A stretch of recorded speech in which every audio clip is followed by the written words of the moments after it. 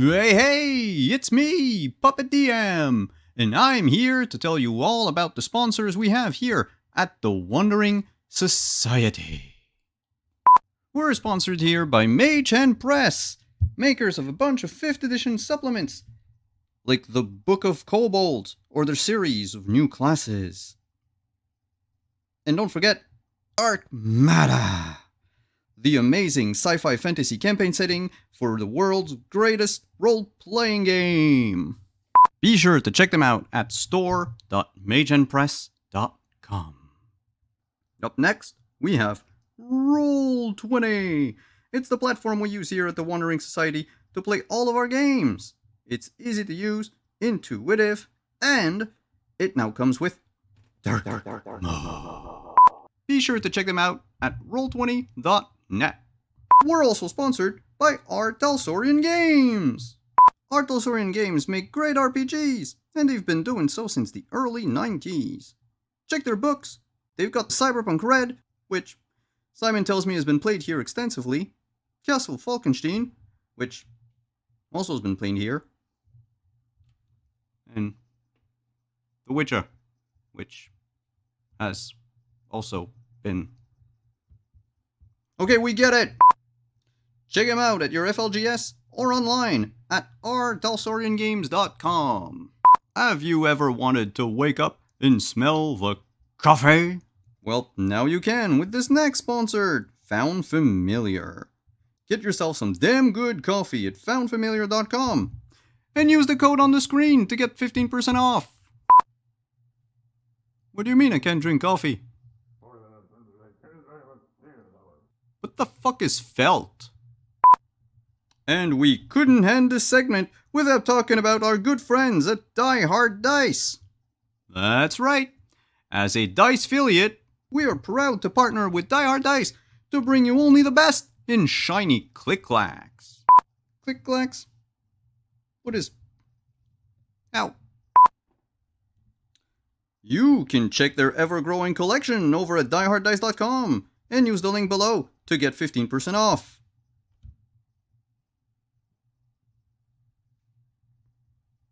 You're putting this all on me? I better get a cut.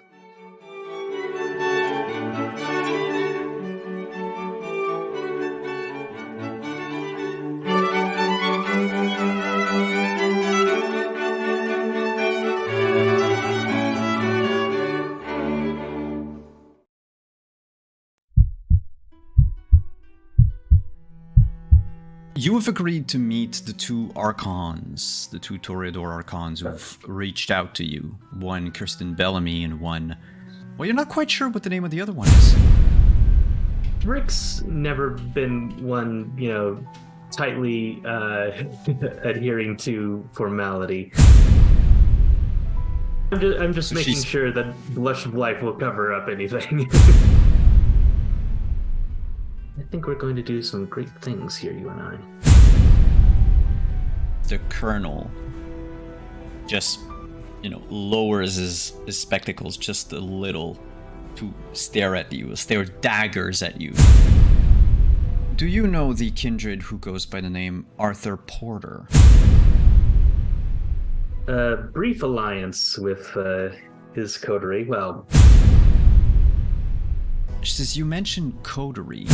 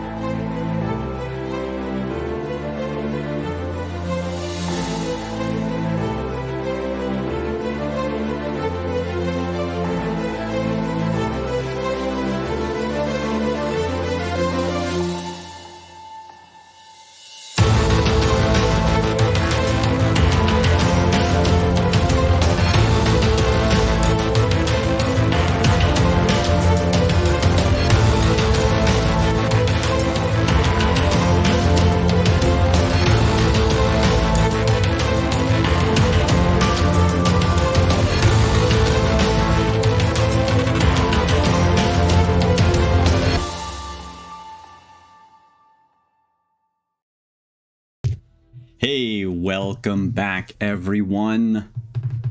I hope I didn't transition too quickly. Welcome to episode 5 of our 3rd season of Montreal by Night. I am, of course, Simon at Wandering DM. So again, no intros today, on account of the other interview with another kindred in town. During break today, we'll see part 1 of Tyler's, so of Rick's interview with the Archons. This one takes place after the one where Arthur and Flory were there. So after the park. And we'll have part 2 next week. Otherwise, hello everyone. Simon, how you see him pronounce. I'm the storyteller for this game of Vampire the Masquerade. And we'll go around the table, introduce our cast. We'll start with the people that can actually show their faces. So let's begin with Pope. Hey everybody, Pope here. Pope World Build on Twitter, Pope World Build on the Twitch, and probably other places shortly as, well, social media is not what it used to be. But I'm so glad to be back here with Montreal by Night crew, playing Arthur Polder. Both of us use he, him pronouns, and I don't know about you, but I heard something about cover-ups?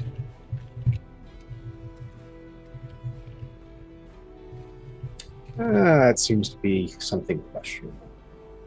What are you talking about?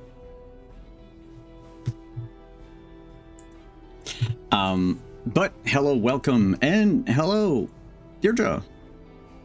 Why, hello, everyone. I am so happy to be back with everybody. Hi, I am your friendly neighborhood Prax. Ooh, friendly neighborhood Prax, or Praxogorth, as Mephories see me around here on Twitch. And I get to play Flory. And, Flory has concerns, upsets, and is really wondering why the fuck she's still in this city.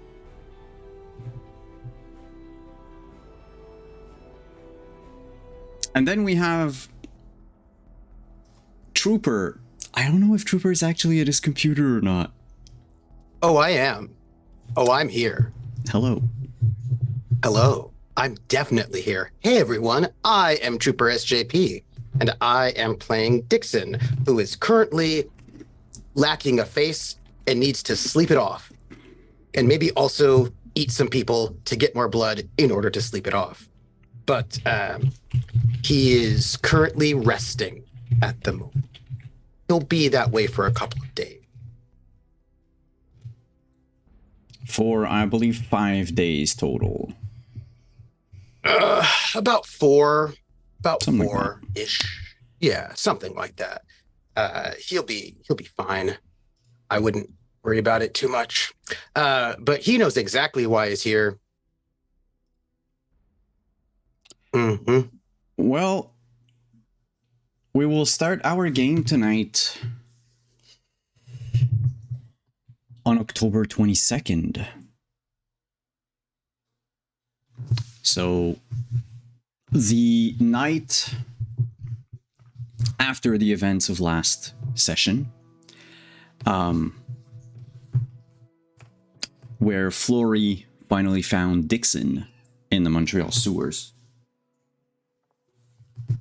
Sorry, I'm hearing cats fighting. She fished him out of the sewers.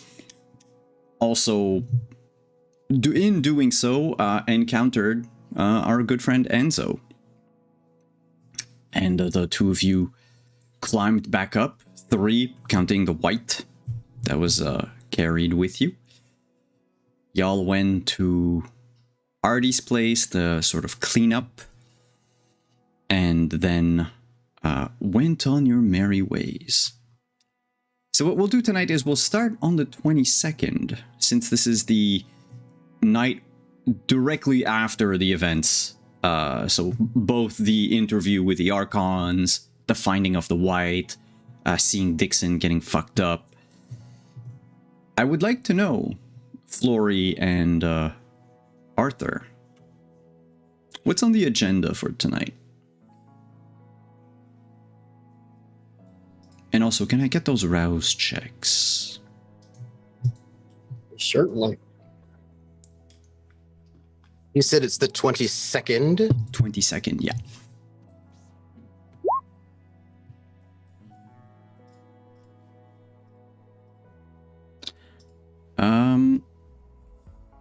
That I need to is, make 2. I mean, for Arthur and Flory, this is basically just peckish level of hungry. And for Dixon, that is wasting a kill level of hungry. This just means he has to go hunting sooner rather than later. Yep. Quick question. You had to make 2, one for rouse and the other one for the aggravated damage, correct? That is correct. Okay. So, bringing us back around to my previous question. Flory Arthur, what's going on tonight?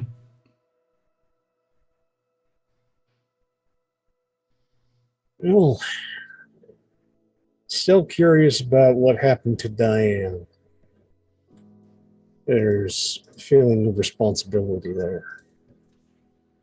Also, need to get somehow my focus back, though I have a feeling that's going to be a prolonged process.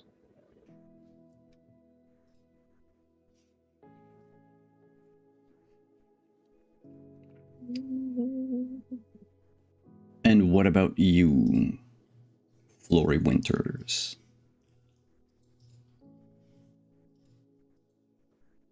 She's gonna check in on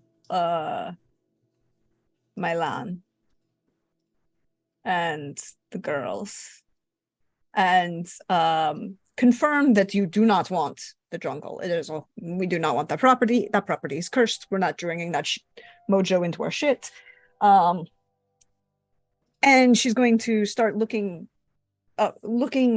real estate in the general area of the green, where we can expand the cabaret.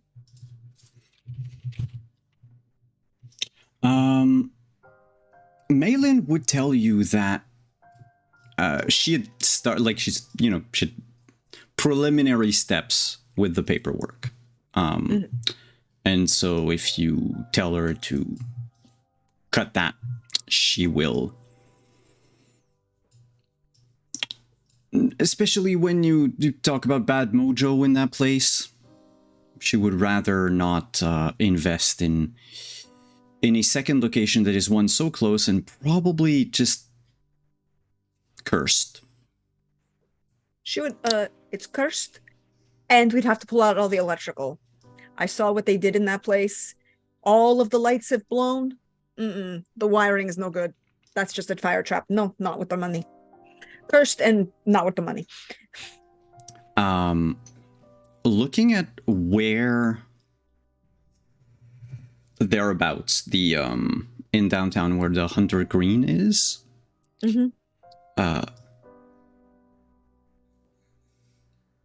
there are places. The only issue is you're either going to be very close to the McGill College campus, or you're going to be closer to Griffintown, and Griffintown being the old Irish town, basically, the Irish Quarter. The issue with Griffintown is that with all the gentrification and all the changes and everything, a lot of the place is now home to like all the highways that leave the island. So the location would be like wouldn't see as much traffic. But there are places in both. Like I think we would say no. We go Griffintown, we go retro as hell. 1920s, pull the speakeasy. Find someplace old that we can keep the original brick and hardwood. Industrial case lighting, get a good bartender. Pull the whole vintage shtick. Oh, I know somebody who still makes vintage cigarettes. That would be even better. But think about everybody who's so popular with the Moscow Mule. They don't actually know what they're drinking, but whatever. I can definitely look into that. I mean, it sounds a lot more interesting as a theme than the jungle, not gonna lie. And think about it.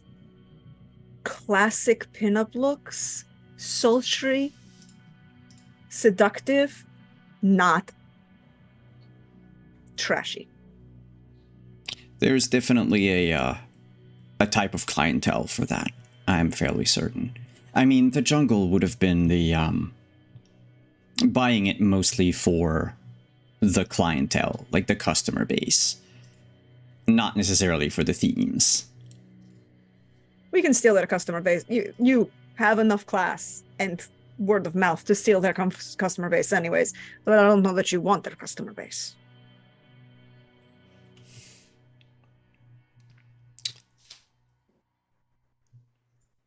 Well, I mean,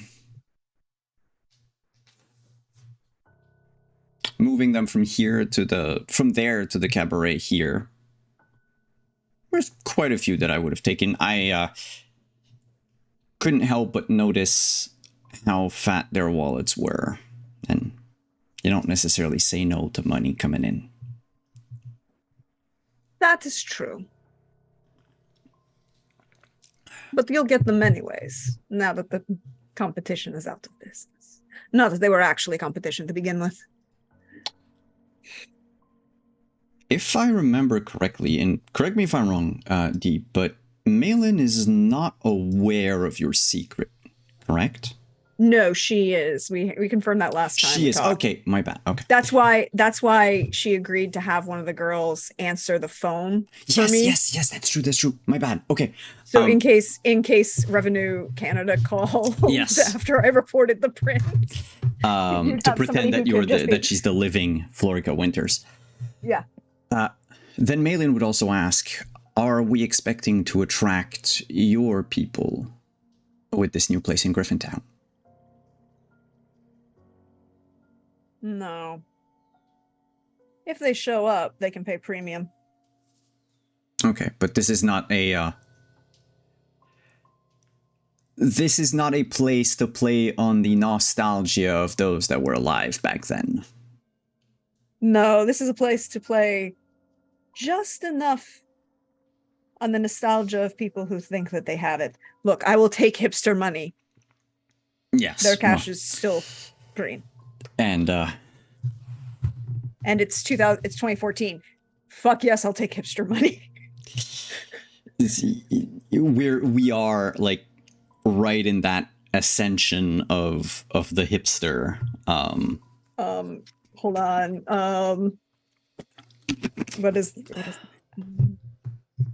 you know that you will have a lot of like LARPers in that place. Oh yeah. A lot of guys with mustaches tattooed on their fingers, you know? Mm-hmm. Excellent. A lot of them working in tech. Look, Mumford and Sons is now on the rise. Oh, yes. They're really yes. popular.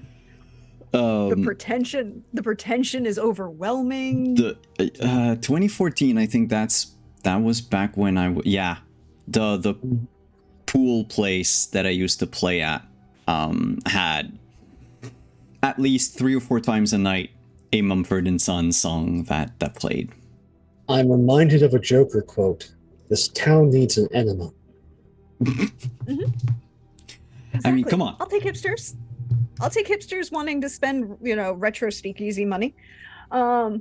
And so it's like we're not going for true accurate, but at the same time I think Flory would be like, no, we can do a little bit of subtle accuracy here just to push it a little bit further. If the girls have like 1950s haircut, it's no one's going to realize. No, the issue is not the 1950s haircut, because the hairstyles are all go back to the 30s. That's easy to do. It's the fact that the makeup won't be right.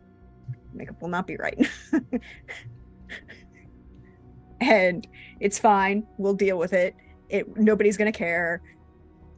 Mostly because it's too much effort to really do a lot every night for a lot of reasons. The amount of people wearing fedoras in that place. Oh god. Fedoras, beards, and They won't be wearing fedoras. They'll be wearing trilbies, calling them fedoras, Yes. and they need to all burn. this is also true. And wearing suspenders with clips because they don't understand that what you were supposed to have is button front suspenders for the pant leg cut is not correct to go with suspenders anyways. Sorry. But It's like, okay. As it shows, a lot of the people around the table tonight are wow. actual vintage. Yeah, actual like appreciation for vintage. Yeah. Yes. But yeah, I was gonna say cosplayers of vintage, but that's not really what I meant. But yeah. No. I know costume dezyners that scream Appreciators. when they watch anything from Netflix, okay? I also know a couple of them too. But Trooper's zoot suit is in his closet. Look, the zoot suit is 75 years old this year.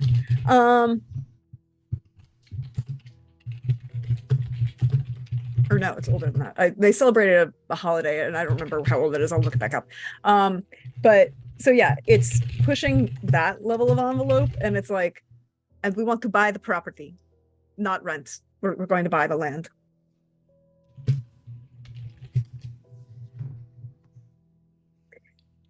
And then we'll put all of the ownership into the co-op for the employees. We need to find okay.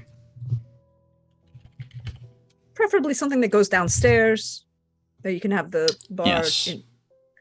Pull the whole speakeasy vibe.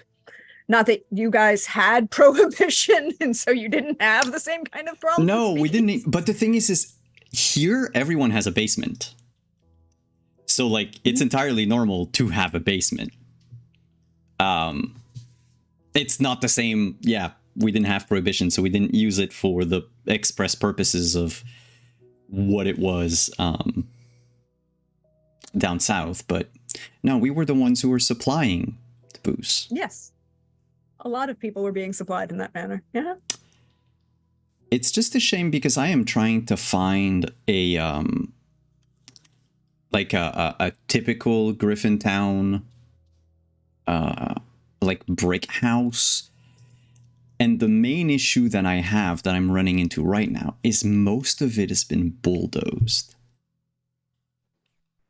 And going back slightly in time, and hopefully the tragedies are not as massive as they are in the modern day. 2014 it was starting. But that's 2014 in our world. So in our Vampire the Masquerade, in the World of Darkness, with everything that's happened because of the Sabbat and all that, like now that the city's been safer, like the gentrification hasn't been as fast as it's been out of out of game and out in real life, because not a whole lot of people want to set foot in Montreal 2 years after rashes of disappearances and non-stop crime. Looking at this and looking this up, adjust the plan. We're going to buy a block. Yeah.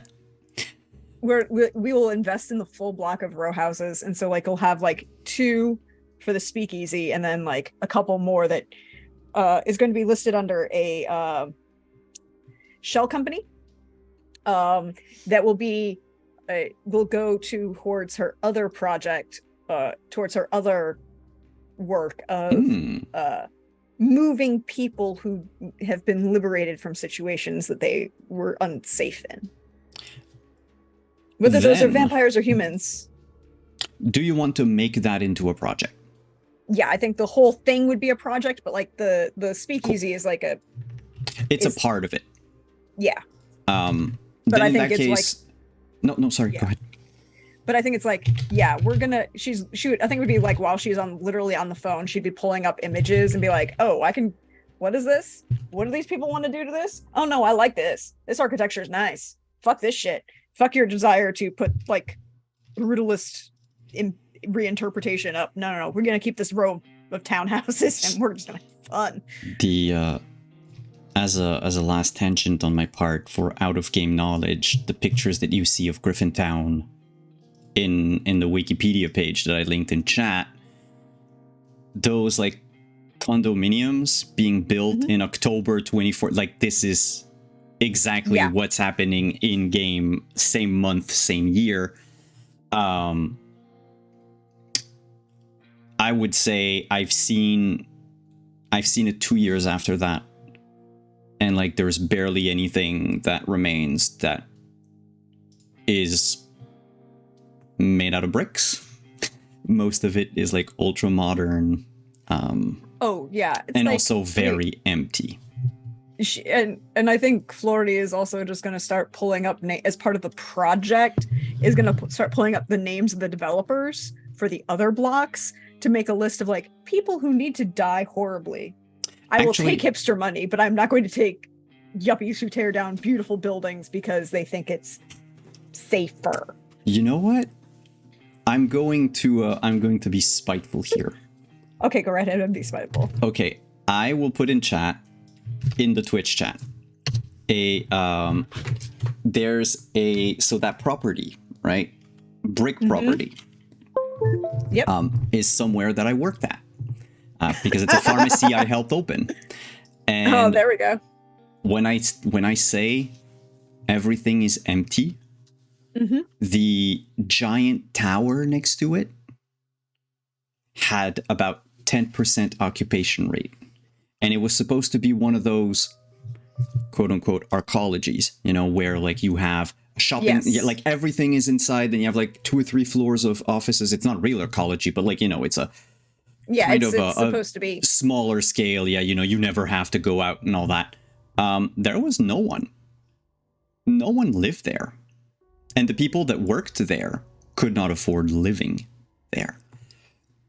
So I would very much love to preserve that brick building and change it from a pharmacy, a very wide and empty pharmacy. And you know what? Change it into something that I would prefer a lot more, which is a hipster bar. Well, I mean, 1920s speakeasy. 1920s speakeasy and burlesque show. Let's be honest. And we will lean hard into it because everyone will still be playing that movie and appreciating Catherine Zeta-Jones and Renee Zellweger. Also Queen Latifah just killing it is Mama. And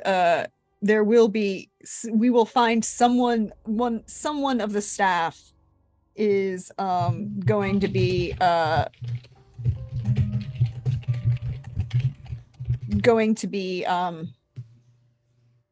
yes, that's the thing from Cell Block Tango as Mama's. She will be doing all that not all that jazz.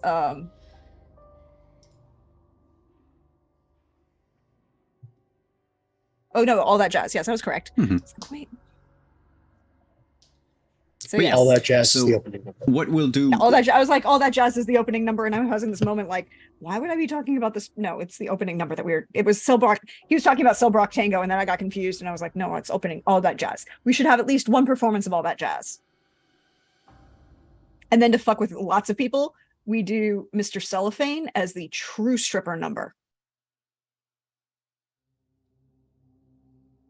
Have you never seen Jerry Orbach's performance of Mr. Cellophane? I have, but it's not where I would go. Oh, come on. But that said, what we'll do is But yes, either that's a during project. break or after, we'll do like the mechanical parts of the project after. But I have added it to the project sheet. This is something that will take like not a whole lot of time. Yeah. Because it's rather a quick turnaround if you want to buy property and then move in and get the papers ready and all that. Especially since she already owns a bar, well, cabaret. So she already has, a liquor license. She already has all these things, so it's easy for Maylin to just ask for like a second location. We're paying cash for the property. Yeah, of course. Let me just add a note for that. Do. We will negotiate down and pay in cash. Okay. That means that your staked background will most definitely be resources. Yeah, it's fine. Makes sense. It's almost like I have resources. I I have resources 4. I think I'm okay. So this is going to start. Of course, it's going to take a few days, but it's not something that you can hope to have on October 22nd. Oh, no. But she's gonna it starts that conversation, plants the idea, and then she's gonna work on it for the rest of the kind of while. Which brings me to a suggestion. Would you be okay if we moved the clock forward 2 days? I'm okay with it, but they might have. Can we do one at a time? We can do one at a time. I thought that the thing you had sent me, you could have done. It's just, no. It's just that we just did one, and if we do 2 days, that's 4 rouse checks, and then I would go into torpor if I fail all of them. Oh yeah, no. But I mean, of course there will be, you're hunting during those times and all that. So of course, for you, we have to pay attention to it. But what I meant is to focus on scenes. Is 2 nights good for you, or is there something that a scene you absolutely want to have before October 24th? Because I have something for you on October 24th. I have just something quick. Yes. On this evening. Yeah, I'm gonna have to hunt after that next day. I mean, you can hunt on the 22nd if you wanted.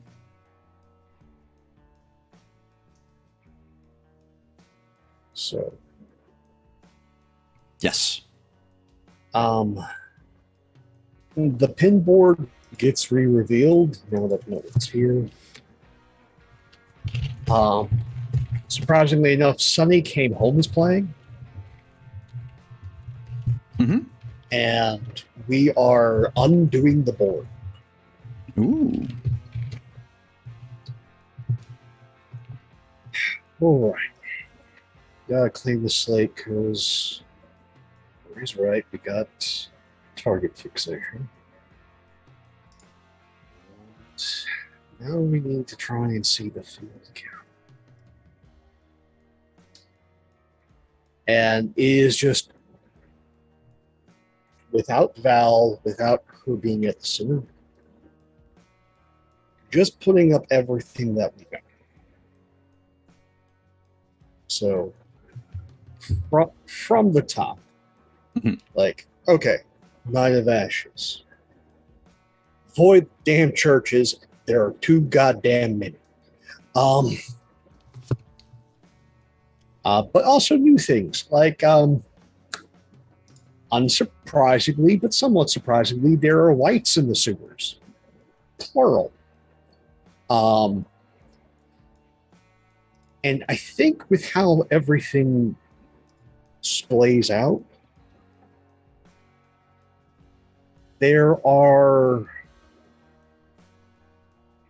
there's a small nucleus of central figures.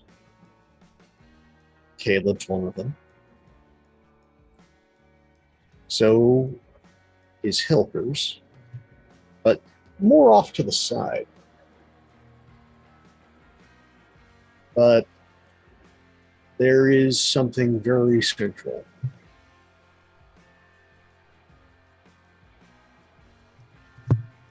Who survived is now at the center of the board. Because while the cam's moving pieces, so are our anarch friends. There are people here that were here before that may be making moves. And also underneath that, we have the information that Flora gave us that there is someone wearing a cloak of faces in the sewers. That was Dixon. Who shared that info. Dixon. Yeah, there's someone wearing a cloak of faces in the sewers. That's I just want to clarify a thing. Dixon, did you say cloak? On purpose? Or is it just misremembering what I said? Misremembering. Okay, It was either cloak or coat. It's a coat. Coat. Yeah. It's got Coat. like sleeves and buttons and stuff. Yeah. Coat of faces. Gotcha. Which is very different from Joseph and the Amazing Technicolor Dreamcoat. There's a lot more screaming involved.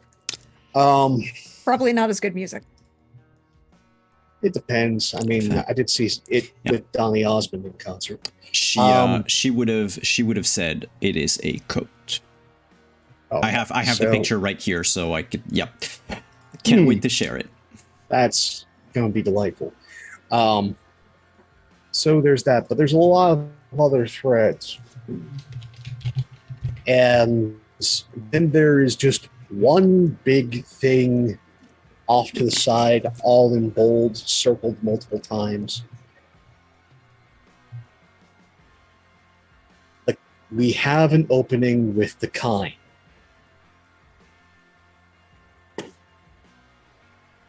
Because right now, the Archons are in town and people aren't paying attention to the mortals. Nope. So it's time to use those power coupons and start making friends. I recall you wanting to have a dinner or a drink with the commissioner, correct? Dinner with the commissioner sometime soon. We can have that later in the week. But this is Arthur's evening. He's just seeing the field again. Mm-hmm. And just there's one other question I will leave to the audience that's off to the side. There's one that's small, like who took Diane? Because there's a couple of suspects, Sid being the one on the top of the list. The other question is why? Because all she was the messenger. That's what we know. But Diane hid that folder. So there is a pressing question as to motive. We don't know. That's all I need from Arthur today.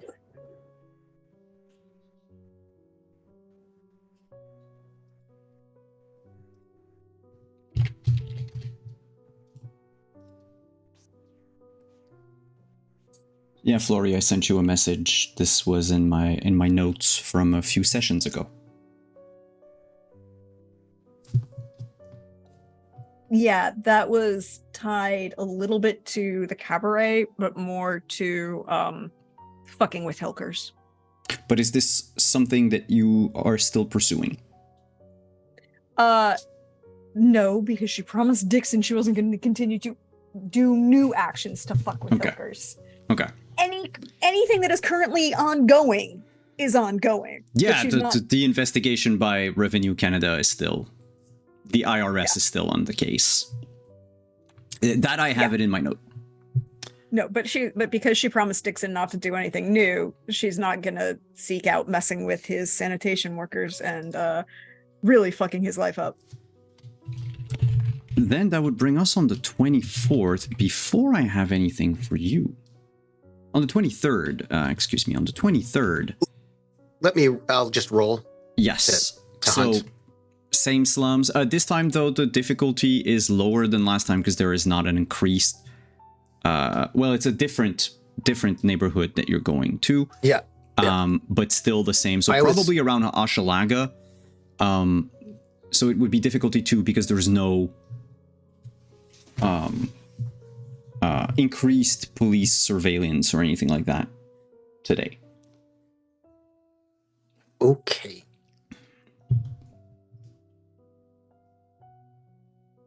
One success, I will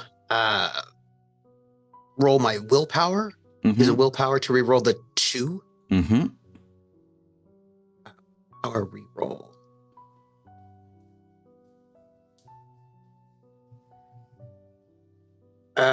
Nope, fail. Do you spend a second one? Am I allowed to? Yep. Oh yeah, you can burn through all of your willpower if you want to. Nice. Then I will. Yes. So 2 out of 2 successes. I will say the person that you found tonight, you thought was unaware of you creeping up on them. But the moment you tried to, push them into an alley to feed, they actually, maybe through survival, primal survival instinct, but they perked up like the second before your hands reached out to them and took off in a sprint. This time, however, your beast did not take over. And eventually you managed to not only catch up to them, but basically tackle them to the ground, drag their unconscious body as their head, smacks against the sidewalk, drag them into just like, it's not really an alley, it's more like a very little narrow passageway between two buildings. It doesn't even go to the next street over, it doesn't cross the entire block. Basically a place where what are they wearing? This one is wearing, so we are in October. Ashalaga. Ooh, it's all secondhand thrifted clothes. It's a faded t-shirt that they've themselves cut in parts. We'll say it's an old Misfits shirt with they have a leather jacket scuffed in all the where the joints would be. So basically at the elbow, it's like discolored. Same thing at the shoulders. Frayed a little bit at the bottom. The zipper's been broken. They are wearing very tight jeans. Of course. Person looks kind of androgynous looking. You're not quite. I mean, you could spend time to check if you wanted, but under the light at night, you're like, that kind could have been anything. Anyone. They are wearing heavy makeup too. In fact, I'm not going to say they look dead. You would know. But they have what's it called? A lot of very pale foundation. Pale, foundation. That's the word I'm looking for. Yeah. Very pale foundation, and heavy makeup under the eyes to mimic bags almost. It's not really eyeliner per se, or perhaps it is, and the person just either didn't care, did it with their fingers, or went for some sort of more punkish goth look, maybe. Their hair is up to their cheeks, very greasy though, and even when you drink from them, you can taste the grease in their veins. This person is just naturally very oily. There's a very faint resonance of phlegmatic resonance in their blood, but it's so faint that it's you basically have to almost stay there and try to move the blood around your mouth to try to get really what it is. They didn't put up a fight. They tried to run, and you do not have to kill them. I mean, the beast is not in control, so it is up to you what you do with them afterwards. If the beast is not in control, then I do not kill them. Yeah. Which means I can slake. It's a bit tricky because I know that 2 is safe, 3 is iffy. Yes. You don't know much more about them. Like, I mean, unless you start, like, patting them down and searching their pockets and stuff. No. I will, I'm going to go through their pockets, not because I want to know more about them, but because I don't have money, and also want it to look like a robbery. Well, they have $55 in, that's $55 more than I 5s have. and 10s. They have a very dirty Ziploc bag with a hash pipe in it. A crack pipe, a tiny plastic thing. They don't have any drugs on them. They were probably on their way to purchase, or just made a sale and were coming back. They do not have a wallet. They do not have ID. They have a bus pass that's good for like it's sorry, I say bus pass, but because we know here, but it's like all the public transport, so it includes the subway and all that, and it's good until October 31st. Well, I'll take that too. There's no picture on it because it's not a student ID, and it's not a senior citizen. So there's like no name, no nothing. It's just a magnetic card. Yeah. I'll not take the card just in case, but I'll grab the money and and can I'll you smash the crack pipe, make it look little. But can you also make a wits and streetwise? Okay. Let me reduce my hunger before I make that roll. Yes. Let me do that because, if that will be important. Okay. Streetwise, and it's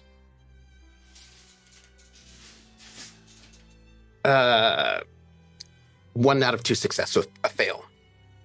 Okay. So yeah, you break the pipe, take the money. What did you see you were doing with the card? I'm not taking it. I'm leaving it. You're just leaving it there. Yeah. It's not like Because it was something that could be resold. Electronics on it. Well, it's got electronics on it. I don't know how that works, so might as well not touch it. But then I will slink back to my quote-unquote haven for the night and have a few conversations with my new friend.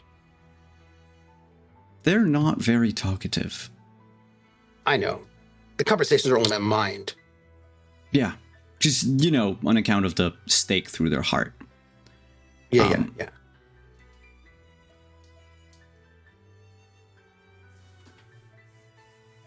That's it for the 23rd. Then we'll move on to the 24th.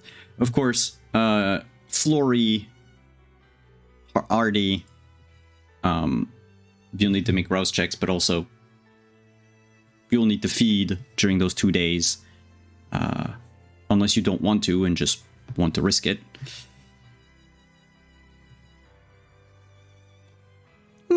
We are going to use the herd. Okay. Yeah, Flory, so far you're not any hungrier. No. I think no. All right. I think it's one of those, it's like,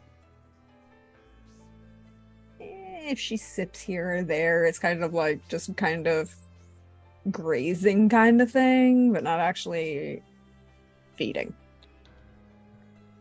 On the 24th of October.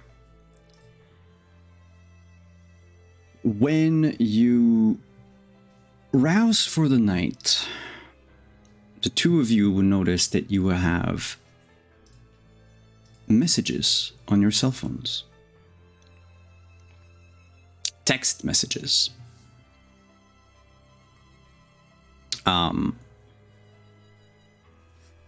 It comes from...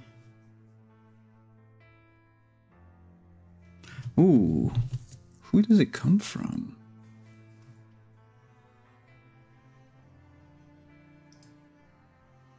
Where does it come from? Where does it go? I suspect it's Cotton Eye Joe.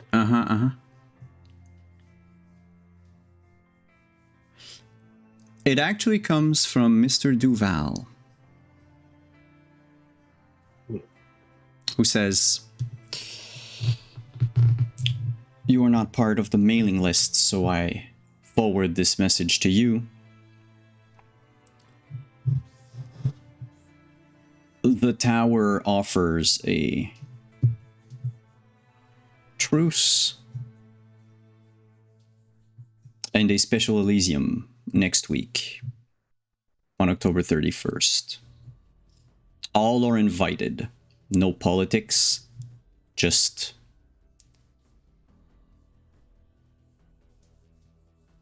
a quote-unquote get-together question mark.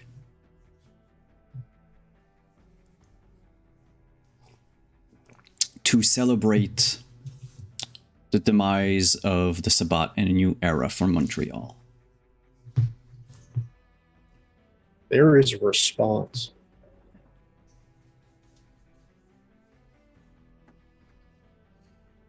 Caleb, we both know Spot ain't gone. There are lights in the sewers, and somebody wearing a coat of faces. And I see you haven't found Diane yet. This city got problems.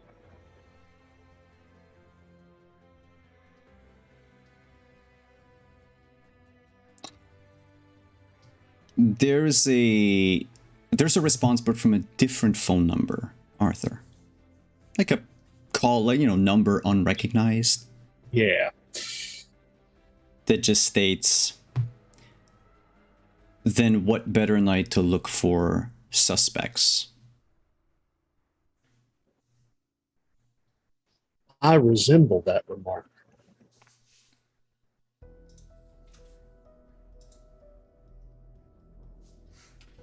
I'm fairly certain you didn't say the word resemble. You said resent, right? No. Oh, you Resemble. resemble that remark. It's a saying. I am not aware of this. I look like a suspect. Oh, okay. Yeah. Oh, okay. I see.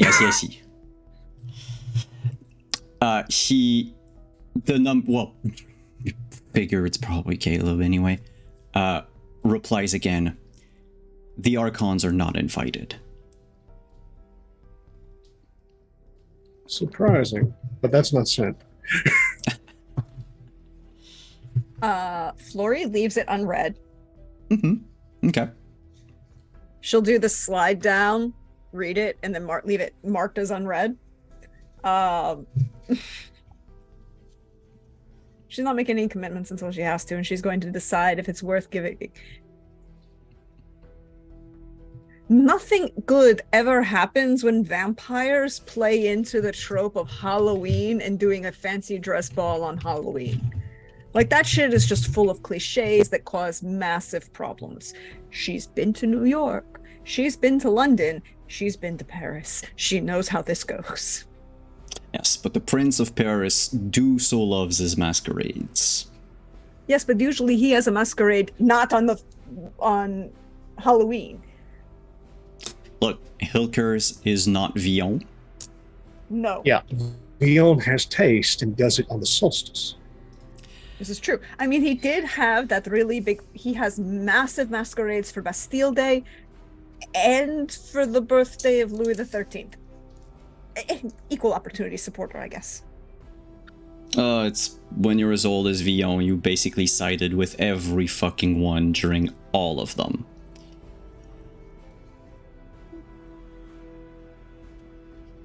You know he has a portrait of Napoleon in his office somewhere. Really? That jackass? Look, let's be For honest. sure. The Napoleon wasn't the problem. He has a portrait of Josephine, and it's a Oh, no. miniature that he has on a desk. Now, my question is Fortune in that portrait or not? I think it is. So the pug's in the portrait. Got it. Of course, the pug is in the portrait. That dog. Look, if you don't know, go look up Josephine's pug.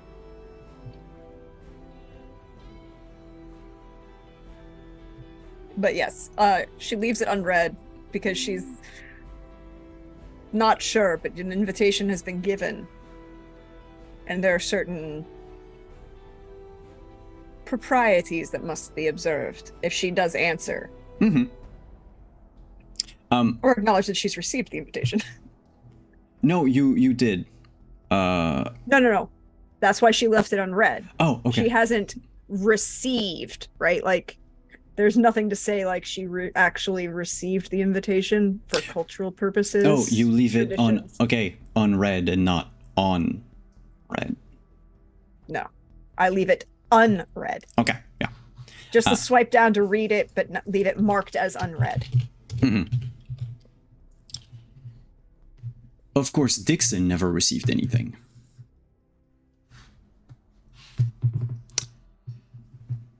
But yes, in 1 week's time, the prince is extending this invitation to everyone.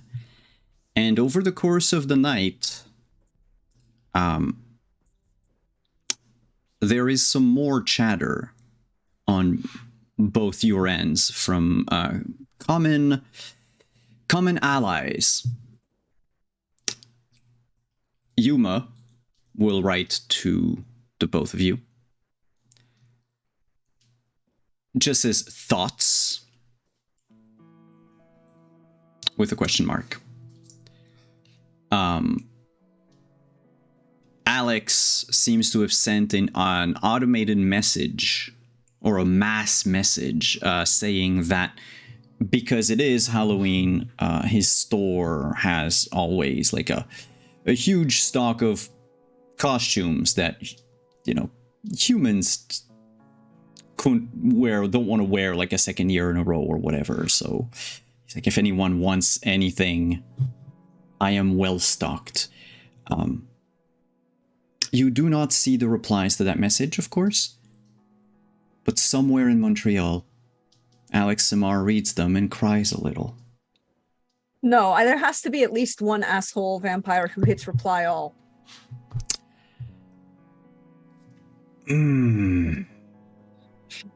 It's Betty, and you know it's Betty.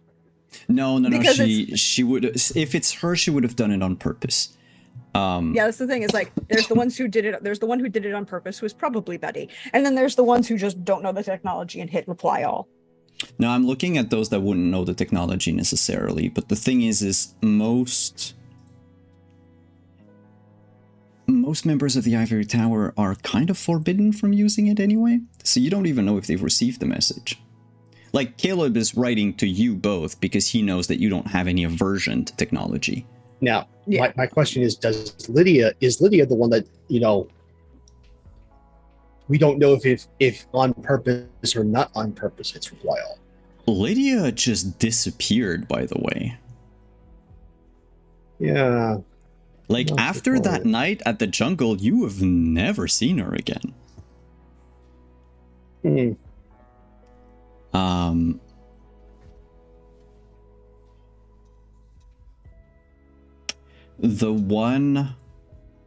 The one kindred that would have absolutely hit reply all by mistake would have been Vargas, for sure.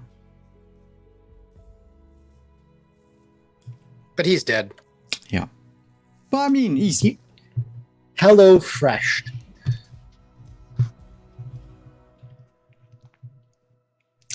He is, as they say locally, sous vide.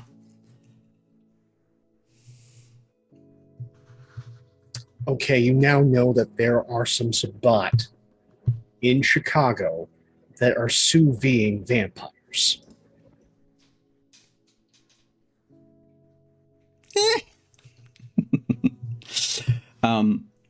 But that's it. Yeah.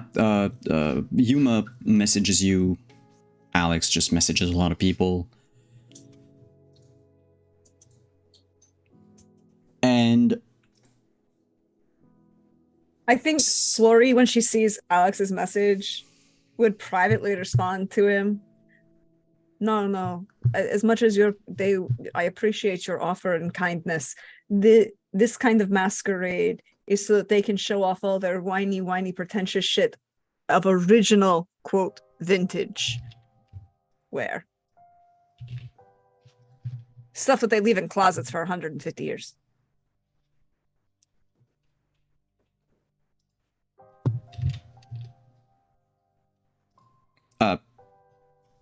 I don't have anything that old. I know a tailor. And she'll be like, send him an address for a tailor. He will reply that he doesn't know if he wants to go. Oh, you don't have to go, but you should always have a good tailor. I'm probably don't know anything. I have yet to be officially invited, but you should have a good tailor. There's a big event. Everyone's invited. It's until someone in a power of authority tells me I'm not officially invited. Alex. Oh, well, Lexi. She would say Alexi. That was yeah. For half a second, there was hope in Alex's eyes. No. This is her deprogramming him. He will state that he looked at your tailor, the website. He doesn't have the means to afford the tailor. I call bullshit. We'll talk about it. You'd be surprised at how little pawn shops pay here. You don't get something made off. You get something tailored. Oh, like alterations? We can work with that term. My mom used to do them for me. Good. Now we're going to introduce you to a good tailor who can do the same thing that your mother used to do in better class and better taste. Not that your mother did poorly, but now you're in a different class of people. You know, you're undead. You weren't then. Yeah, she doesn't know I'm dead. That would be complicated. But yeah. Also, remember Rule 47. The Hitman rule? No, that's the one where they're all pretentious enough to get you because they think they're better than you. So always carry an extra steak. Oh. Noted, he replies. And he's probably going to sharpen himself a steak that night. And it's not a euphemism.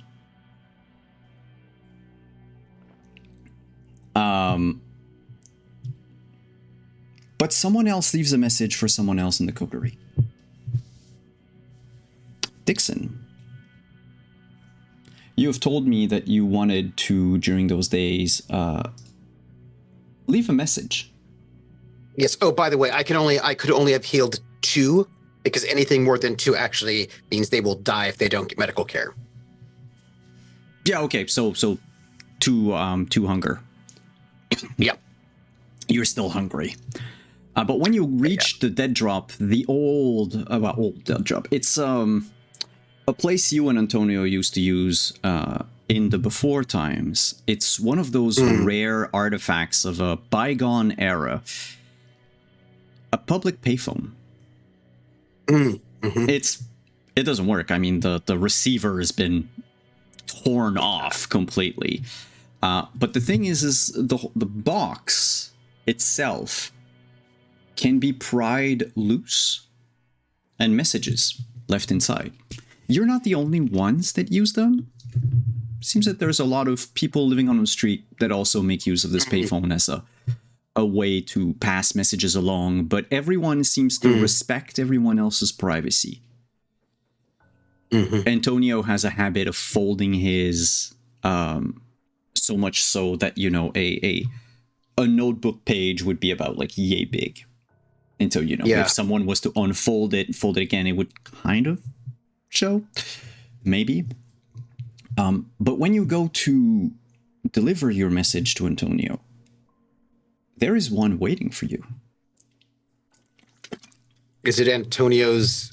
It is in Antonio's handwriting. I swapped the messages. His message. And move. Oh, go ahead. You know, because it's like you don't stay. It's just like you do your swapping and you leave. No, his message states, "Where are you?" And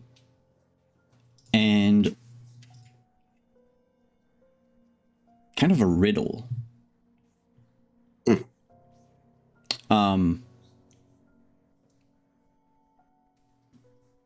It says, "I am but a bump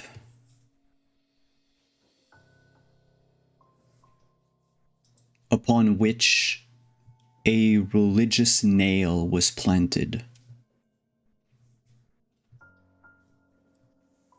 If you look to the shadow of Christ, you will find me."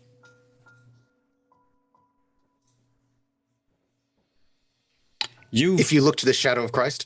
Yes. I am but a bump upon which a religious nail was planted. If you look to the shadow of Christ, you will find me. You've exchanged dead drops with Antonio for a while. You know that this is like a clue to where he is. Mm-hmm. Now, he's Malkavian? Mm-hmm. So sometimes those riddles are very straightforward. And sometimes you have to look at like the fourth layer. This one you think is maybe evident enough. Perhaps because he's actually worried. He wouldn't want you to waste your time. Right. Otherwise. Because there were some times back in the olden days where he would have left you a clue and you would have never figured it out before you had to leave for Halifax again. Yeah. And I missed him that weekend. Yeah. And it's, you know, not even something that he would hold against you. Or if he did, he never let it show. Because we would find each other eventually. But I just note that he has left me this message, and I have left him one. And I leave it at that. Cool.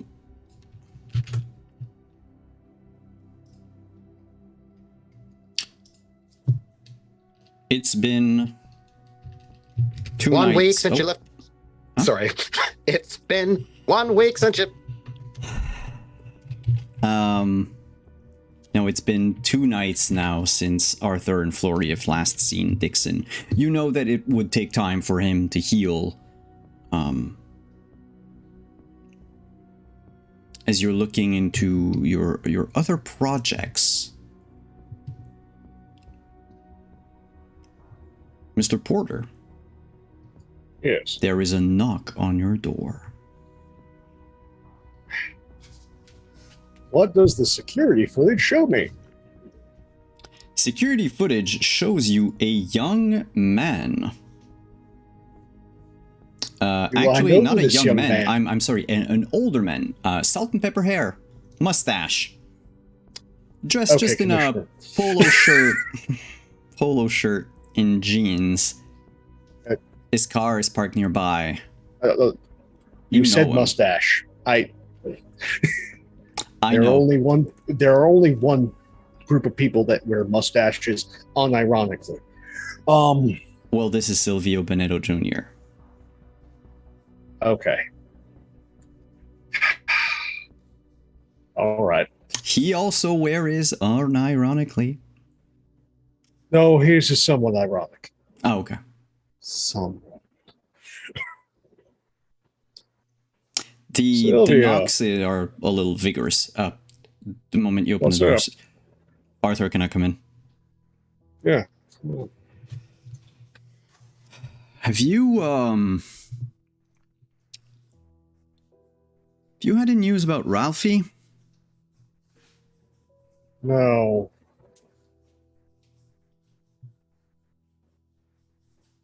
All right. Missing? Something like that, yeah. Okay, take it from the top.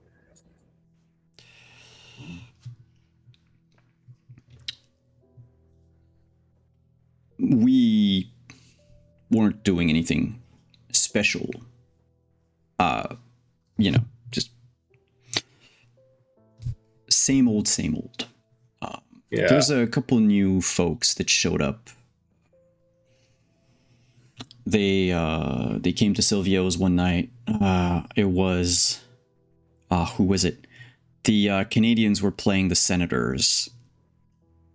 Anyway, came in, loud mouths, big money. Kept an eye on them. They looked like sharks. They bet big. They lost. It's all fair, it's all fair. They left. They came back a couple times. That was in around early October. I think the last time they were in was like on the 13th. Yeah, the 13th. And I know they sat and talked to Ralphie. I wasn't there. Saw it on the footage. Of course, they sat in the dead zone. I don't know exactly what happened because Ralphie turned everyone else away. I mean, kid's able to handle himself. But Sophia called me crying 2 nights ago.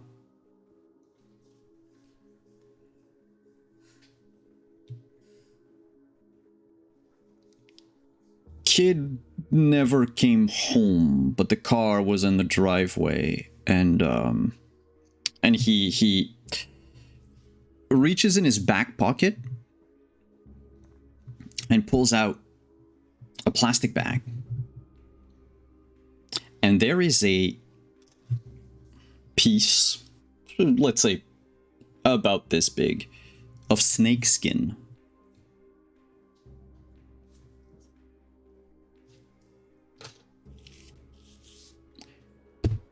Do you know of anyone wearing snakeskin shoes, boots, coats? Because I don't. And those fellas didn't look like any. They didn't wear any anytime we saw them anyway, but I get a feeling that they're somehow connected. Well, question for Simon. Do I know anyone that regularly wears snakeskin? Of all the kindred that you've met,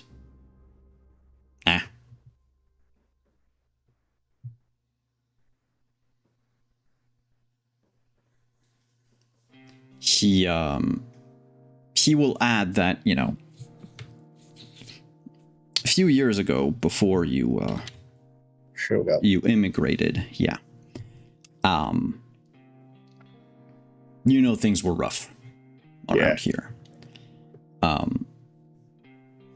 But the dead would leave the living in peace. We kind of intertwined from time to time, and no one, well, as far as I know, no one but me knew anything. But we did our things, they did their things. Sometimes one of ours would disappear, sometimes one of theirs would be given as a gift, I guess. Often it was someone that we had to off in particularly quick way.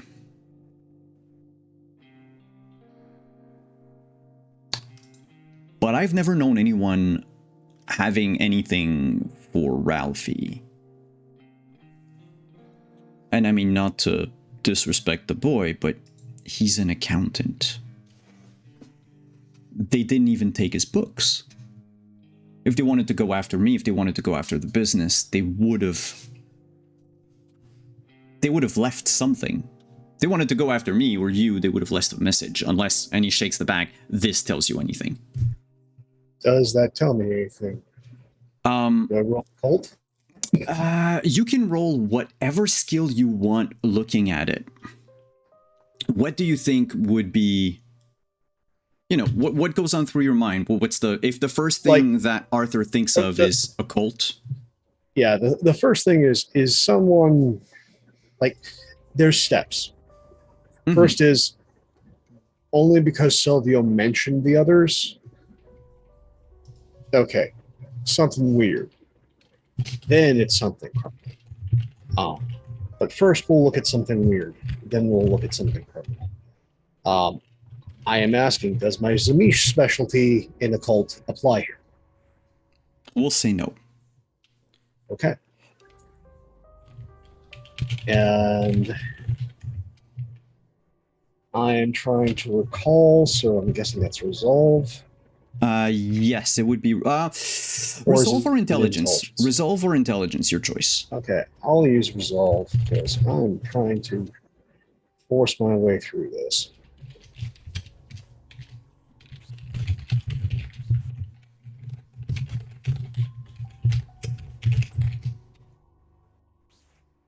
However, I am still at a penalty because I haven't gotten that tape. Oop.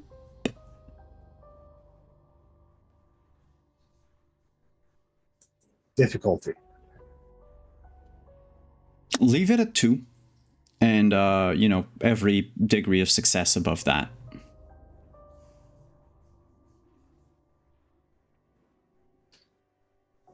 Four successes 4 successes. with a 2-die penalty. That's very good. Occult-wise, you know of snakes. There's many. I mean literal. Especially you as someone with Protean. Except, even using Protean, you do not leave pieces behind. Like a Proteaned wolf gangrel will not shed hair unless someone was to rip it from them. And even then, the blood has a way of working so that, you know, when you shapeshift back, everything else kind of disappears. You don't leave any tracks behind. It's all kind of magic-y mumbo-jumbo. This does not look like it's a molt. This looks like it was taken from a tanned or You're right, tan, if it's from Yeah. the boot.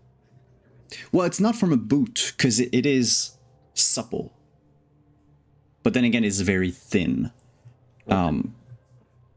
It's almost like just if someone had skinned a snake. There are blood sorcery rituals that require snake venom, but you wouldn't need to leave a piece.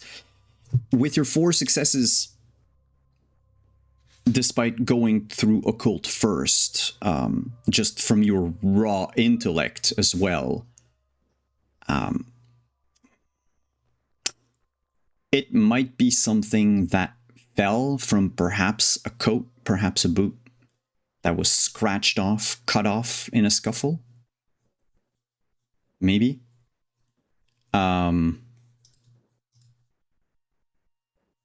or you're dealing with some were snake people. Which, you know, wouldn't be impossible either, though you've heard of shapeshifters. Snakes are normally not among the This is World of Darkness Pope going, if we got a Naga that's all of a sudden in town and is No, look. targeting me, something has gone terribly wrong. I can deal with furries, werewolves, but I'm not going to put dragonkin.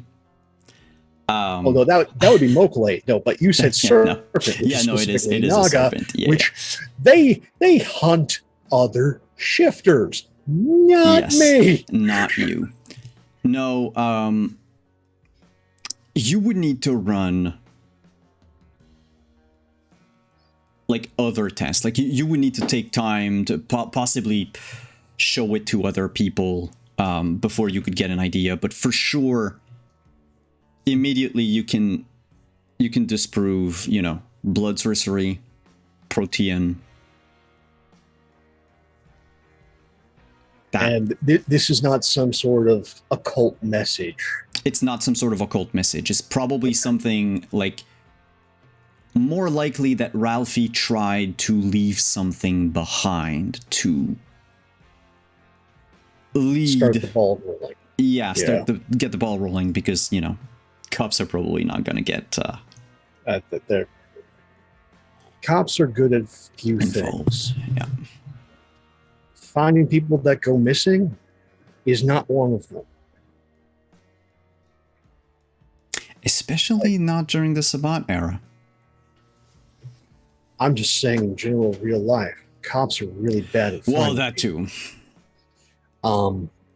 Somebody goes missing, if it's been more than 24 hours, they're gone. Yeah, it's over. You find the corpse later, usually a couple of months down the line. No, if this case, there's a couple of big betters. They lost big. They lost big, but as Silvio, are you doing that thinking out loud? Yeah. Because Silvio will just chime in and say, they lost big, but they made a big show of... They lost bigs, especially in the first nights. And they made a big show of it not bothering them. So I knew something was going on. And even Ralphie would know he's not an idiot. But it pays to keep them... Did either of these men have an accent? Oh, yeah, I forgot to mention that. White Quebecers, all of them. Quebecers. Yeah, so, you know, French speaking.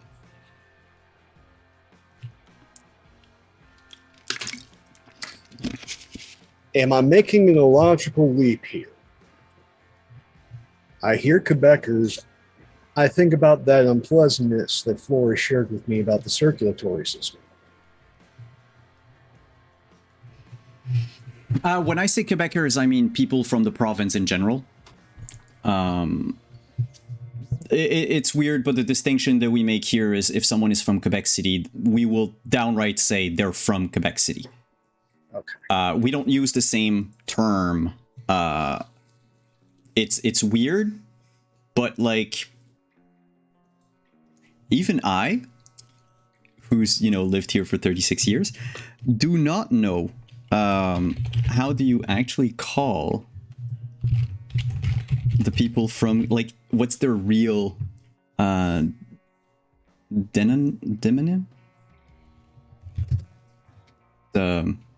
Yeah, it's Quebecer anyway. The designation. It's Quebecer anyway.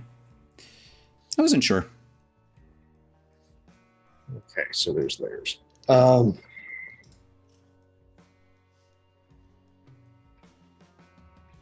Silvio, is there somebody from that region that's trying to muscle in here?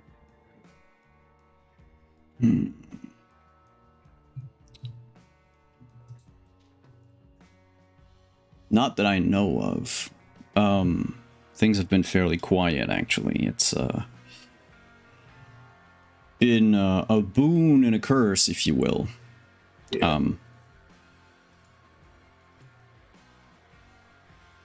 If someone's muscling in, this is the opening shots. Well, let's all of a sudden show them the error of their ways. You go through all the connections. You tell them that I have a $2 million bounty for Ralphie returned alive, unharmed. And if he's not returned within the next 48, there is a $20 million bounty on the heads of those responsible. And I figure you have some bounty hunter that you'll send after them. I might make a phone call, but right now I do not want to get others of that ilk involved. I'd rather this be done through mortal means. Because if it's not done through mortal means, this is going to get real messy. Because the thing is, yeah, I've got some hitters, but if this isn't done with mortal means within 48, I'm coming off the bench. And this country ain't ready for that.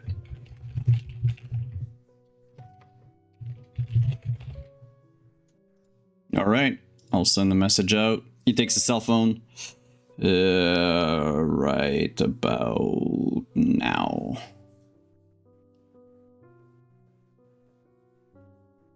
Because Mario's going to take care of all the details, send messages out. Yeah. I So don't in think that it's case, anyone in. No, go ahead. Yeah. I probably need to show my face at the next poker night. Make sure everybody knows I'm not joking. I appreciate it. No problem. As for Sylvia the kid,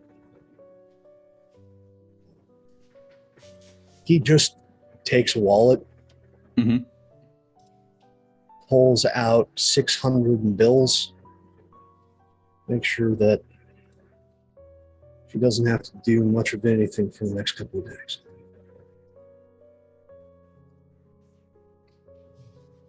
Appreciate it. I'll see about passing the collection plate in some of the old places. But whatever happens, they're going to be taken care of.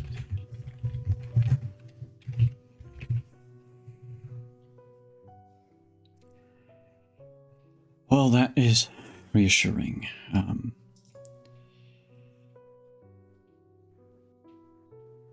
If you'll I excuse wouldn't me. have. Yeah, he before leaving, he just says, you know, had we been a couple of years ago, I wouldn't have had any hopes. We've got some luck. Some. But I want this dealt with mundanely. Because if the weird stuff gets involved, that means I come off the bench. I come off the bench, I might not get back on the bench.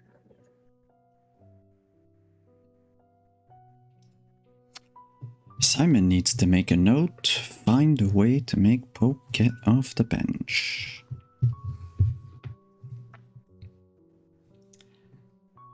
And on that, as Silvio heads back home, we are going to take our break for the evening. And look at another rich person in trouble. We have Rick Harris de la Sombra, who, in between, so before this scene, before this night, but after October 21st, so within the last 2 nights, at the Place des Arts, Rick and his child are meeting with the Archons. I'll leave you to them, and we'll be back after break. You have agreed to meet the two Archons, the two Toreador Archons who've reached out to you. One, Kirsten Bellamy, and one... Well, you're not quite sure what the name of the other one is. Miss Bellamy seems to be the one handling all the communications. And they've given you a location. Tonight, at 8:30 p.m., it's just after sundown, or more, well, an hour or so after sundown, just enough for you to, or any sane vampire to rouse from their slumber and probably have a bite before the appointment. But at 8:30 tonight, there is it's a show of the Montreal Orchestra, where they're basically just going to play like various music from a lot of different repertoires. They're basically just showcasing like new talents. The tickets are very affordable. Yours is paid for in advance by them, of course. And they've given you a box number. I would like to know, before you reach them, how do you present yourself? How do you dress up? What do you look like for this interview?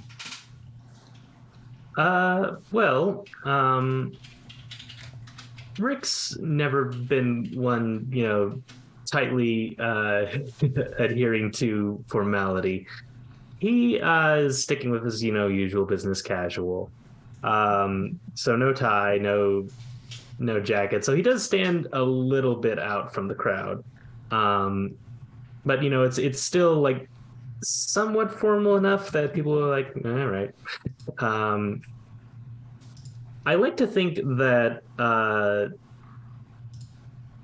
Monet is probably dressed a little bit more formally, like better for the occasion. She's always been more in tune with, kind of high society. They're both dressed in red. So he's in a red dress shirt, and she's in like actually, has her appearance improved at all since we last saw her? Or? Yes, if you compare to when you fished her out of the house, yes, she looks. Okay. Well, I mean, you're all of you are undead one way or another, but she looks less like a. She had almost like a mummified look to her, like desiccated. Yeah. The word I'm looking for. I'm just making sure that blush of life will cover up anything. Oh yes, no. That the moment that she uses the blush of life, like she will look alive. No questions asked. She might still have a little bit of like apparent bags like under her eyes, but aside from that, nothing that's. Yeah. So yeah, we're both in red. I like to think that Monet's like incorporate a bit of like red and black to like kind of like hide or complement her current complexion. So just as a suggestion from a sire to a child, of course. Which she will heed. She knows better than to dismiss your suggestions. And so the two of you make your way to the Place des Arts, where this is. The nice part about it is that this entire thing is accessible from the underground. So you don't even need to, well, you are going to cross paths with Kine, of course, but it's way less busy and a little more private as a means to move about, especially at night. There's not a lot of people that need to travel the underground Montreal since all the stores are closed and all that. And so you make your way to the Place des Arts, and you see when you enter the room, if you scan the room in front of you, there's the orchestra pit over yonder. Then, rows of seats. You've got the boxes on each side. And in one of them, you notice 2 individuals. Okay. They're focused on the entrance. You're not quite sure if they recognize you, but when you look about the room, you notice the 2 of them just do a slight nod and then sit down. In unison. Perfect. Like, in sync completely. Rick is just kind of gauging Monet's expression to see kind of how she's reacting to all this, and she's the artistic one, so just if there's any appeal in the aesthetics, because he'd just be looking at like if anything is gilded, but she will be able to tell if like anything's actually worth paying attention to. I'd say right now she isn't particularly taken by the entire aesthetic of the room. It's very modern, very, like, there's a certain, I don't know, visual appeal to how it's built. But of course, the entire room, you figure, is built for acoustic more than visuals. And at the moment, there is no one playing. Just the hubbub of the entire crowd, pouring in, sitting down, chatting before the concert begins. And, looking at all the boxes, she does spot like a few people that she would point out. These seem to be, I don't know, influential maybe? They're sitting in the boxes that are closer to the stage. I get the feeling that those are the type of people that we might want to keep an eye out for. Interesting. Well done, Monet. I always regret that I didn't really appreciate your skill and observation sooner, but well, this is going to be our home for a little bit, and I think we're going to do some great things here, you and I. Can't wait. Well, it appears those 2 are looking intently at us. Shall we join them? I guess we have to. Lesson number 1, my child. We don't have to do anything we don't want to. But they seem important. If there's one thing I've learned, is that importance is determined by ability and action. So you need to disrupt one or the other. I'd have to say at the moment I don't know what these are, and haven't seen them or heard of any of their actions. So we could just blow this whole thing off? We could, but I'm curious. This whole Montreal experiments here has got us wrapped up in. I'd like to see where it goes. And quite frankly, you've always been more familiar with their type, frankly. So, well, They look like toreadors to me. yes, that was frighteningly apparent from the moment we stepped in the room. Well, let's see if they're capable of picking good music at least. And so the 2 of you follow. Like, there's an usher that shows you the way to the box. When you arrive at the box, you'll notice there are 6 seats in here. 2 rows of 3. Basically, like, spaced so that no one hides anyone's view of the stage. In the second row, so the one that would be closest to you as you come in, there's a briefcase that's been laid open. Its content scattered on the other seats. A tape recorder, a clipboard with a pad of paper, ink and quill. Very, the entirety is sort of a trip back in time from maybe like 30 years ago to, well, the ink and quill look very much 19th century type of thing.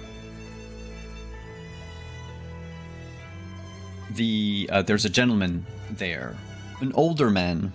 You hadn't seen him when you came in. Older, and I mean like maybe like 70s. Looks alive. If they're a vampire, they're under, well, everyone is basically under the blush of life right now.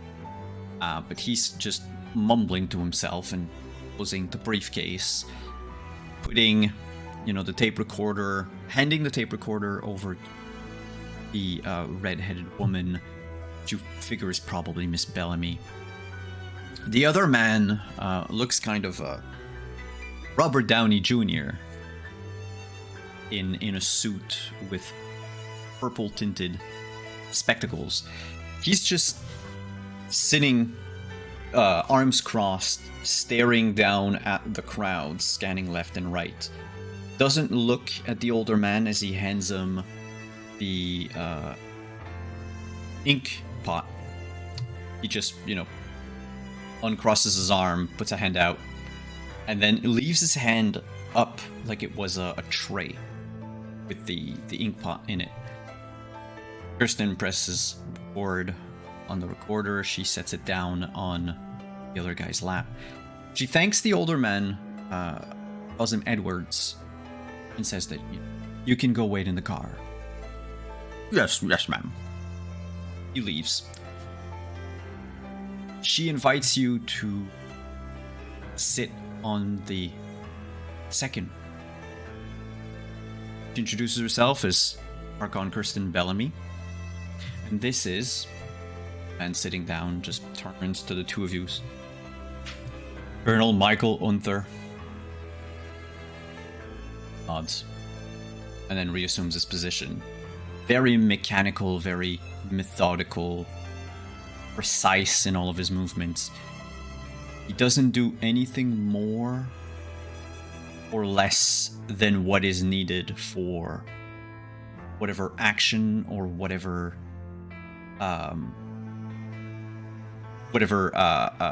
needs to be said, essentially. Kristen would look to you, Mr. Harris, and then to Monet. I figure you are Mr. Harris, and who is this? Allow me the pleasure of introducing my child. This is Monet Wolf.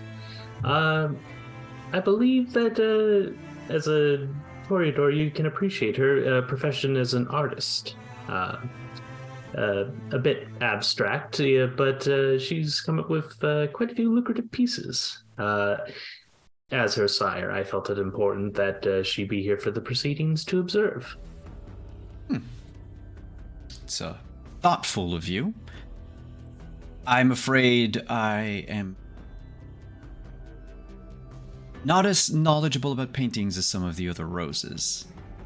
But I'll be sure to look up Monet Wolf later, see what kind of talent you have. It's actually kind of refreshing and interesting to see that there are so many people in this city who are not of the Clan of the Rose and yet claim the artists. Which, I mean, we do not have monopoly over the arts. Of course. But it's interesting. It normally is our jurisdiction. But enough chit chat, enough small talk, please. Sit down. We have questions for you. Of course. Although I do ask before we begin that if for whatever reason you do wish to speak with Monet, that I be asked any such questions first. Of course, you're her sire after.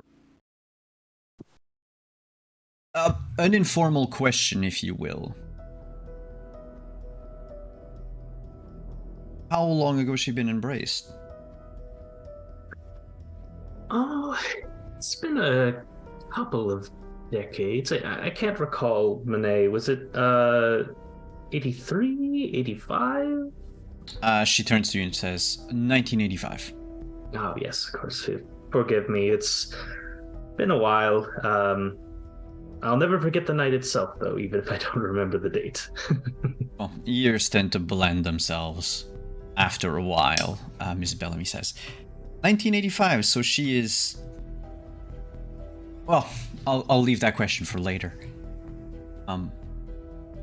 I just want to preface this interview by saying that we, Colonel Unther and myself, thank you, Mr. Harris, for meeting with us.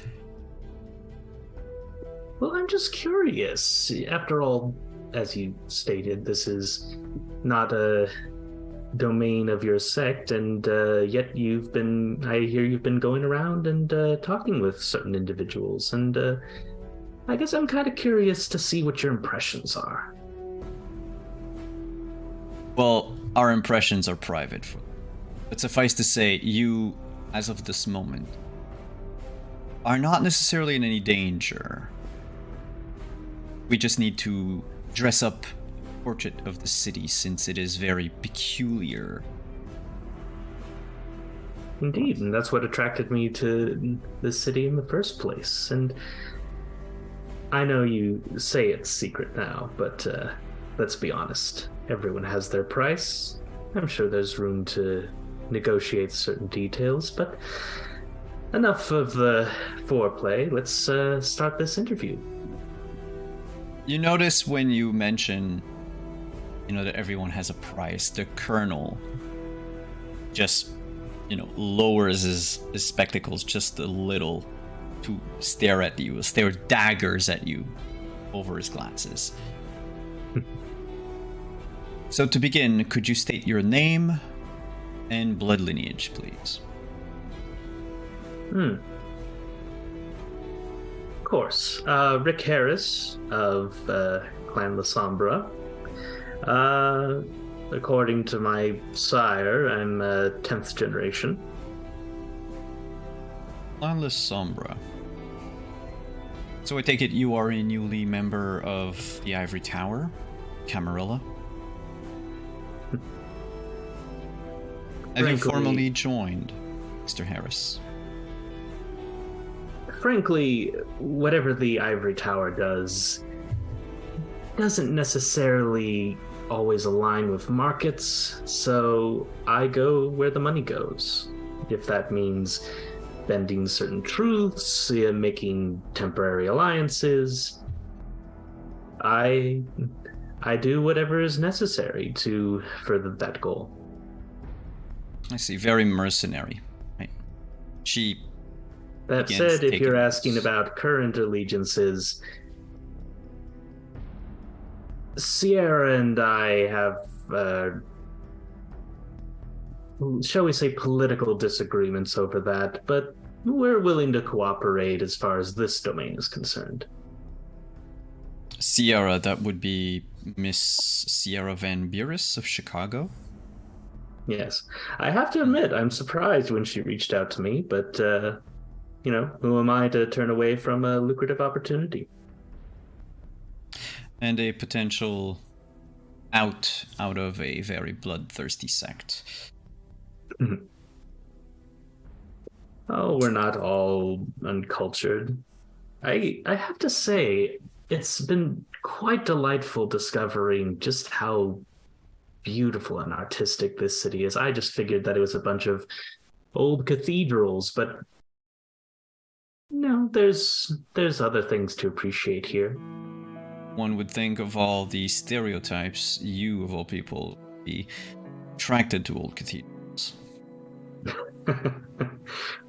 Oh, the church doesn't quite make as much in tithes as it used to a couple centuries ago. My tastes are far more modern.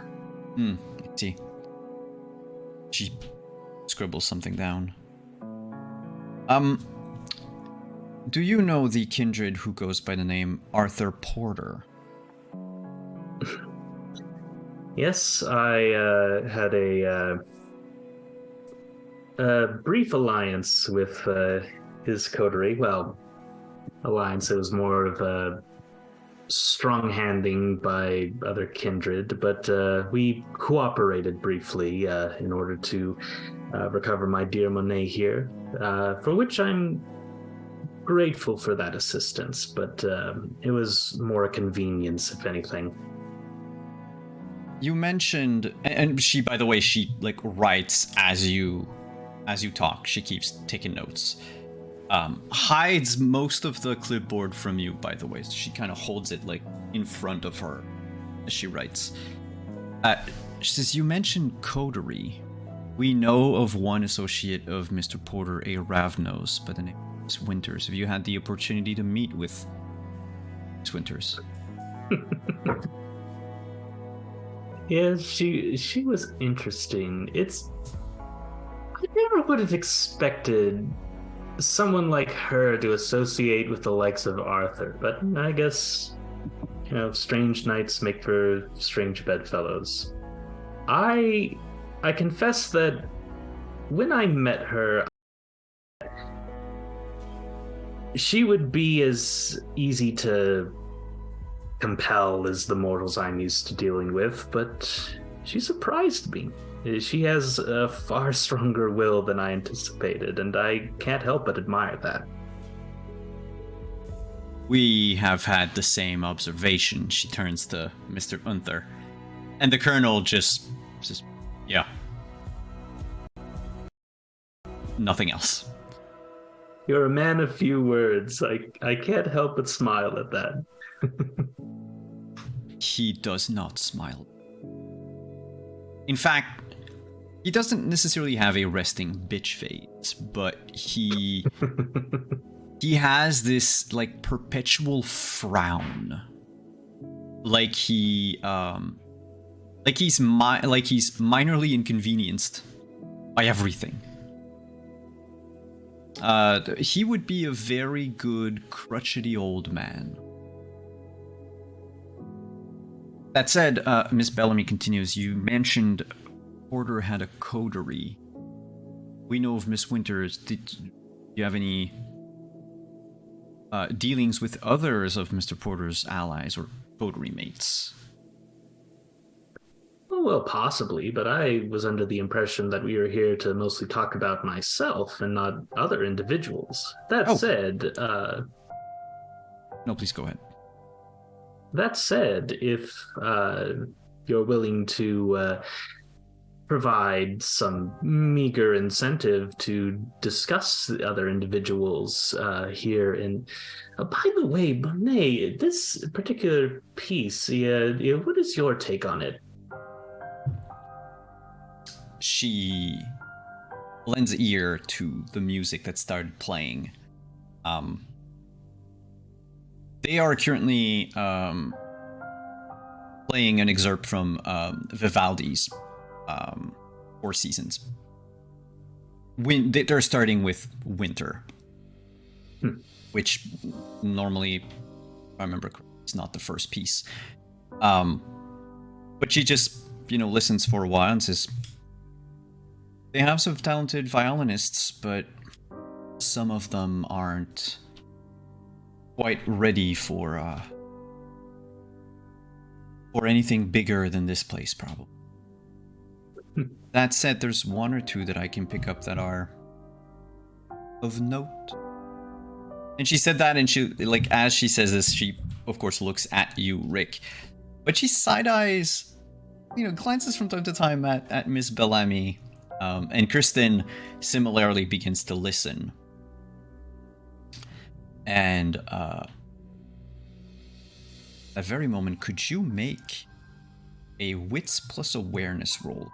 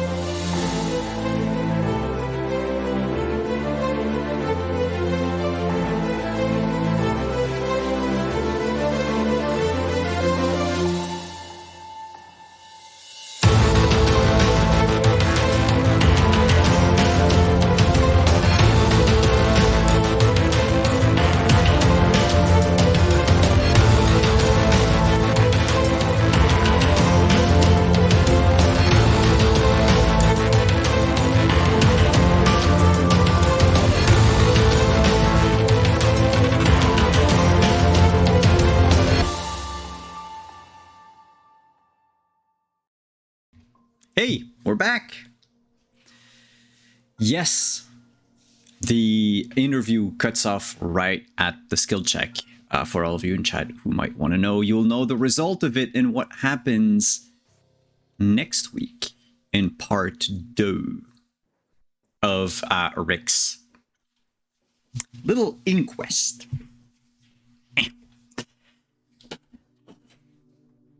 So let's get back to our other kindred. We are still on the night of October 24th. And I would like to know, Artie, I know you had this one scene, but is there anything else you wanted to do when Silvio departs? Once Silvio departs, it's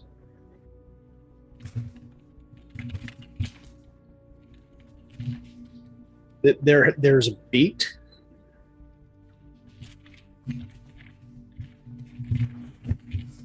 Mm-hmm. Okay.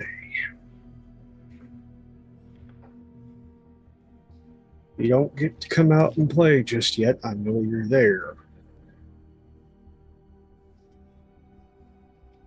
But you might, depending on whether or not the kind are smart or stupid. And then he collects his coat and goes out into the night. Starts walking the neighborhood. It's different without Dixon there. I mean, he did a very good job securing your territory. In a lot of places that you look, easy exits have been cut off or made to so as to hinder people that wouldn't know the domain intimately.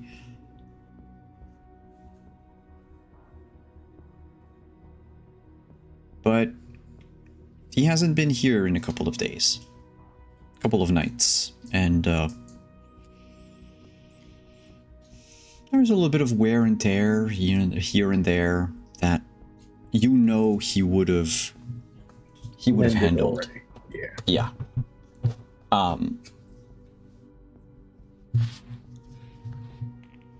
Nothing that nothing that is of any major concern, but given what just happened to Ralphie, perhaps having a second pair of eyes patrolling the domain would be wise.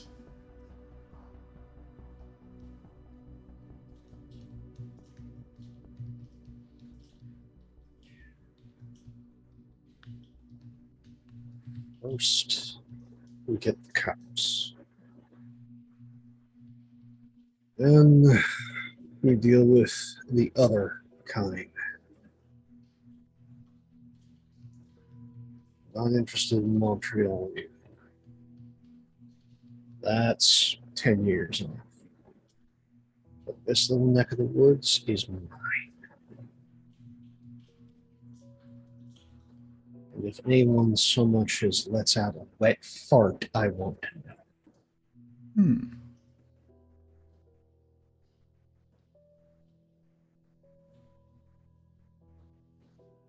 So it's just an evening spent walking the neighborhood and going almost back to a very older version of himself. Like, sort of almost intercut between Montreal now and Miami circa 1908. Walking the area, palm trees, tipping the hat to the locals, but being seen. There's and making sure he's seen. there's very few people out tonight. I mean, we're at the end of October. The evenings have started getting fairly cold. Sun goes down at 8:30, so there's still a bit of people outside before like 10, 11. But after that, there is some nightlife downtown, but you're not going to find that here. Yeah. The one or two little, street corner bars that you can find are open, yes, but there's less than a half dozen patrons inside. There's one thing that's kind of special, though. There's a burning trash can.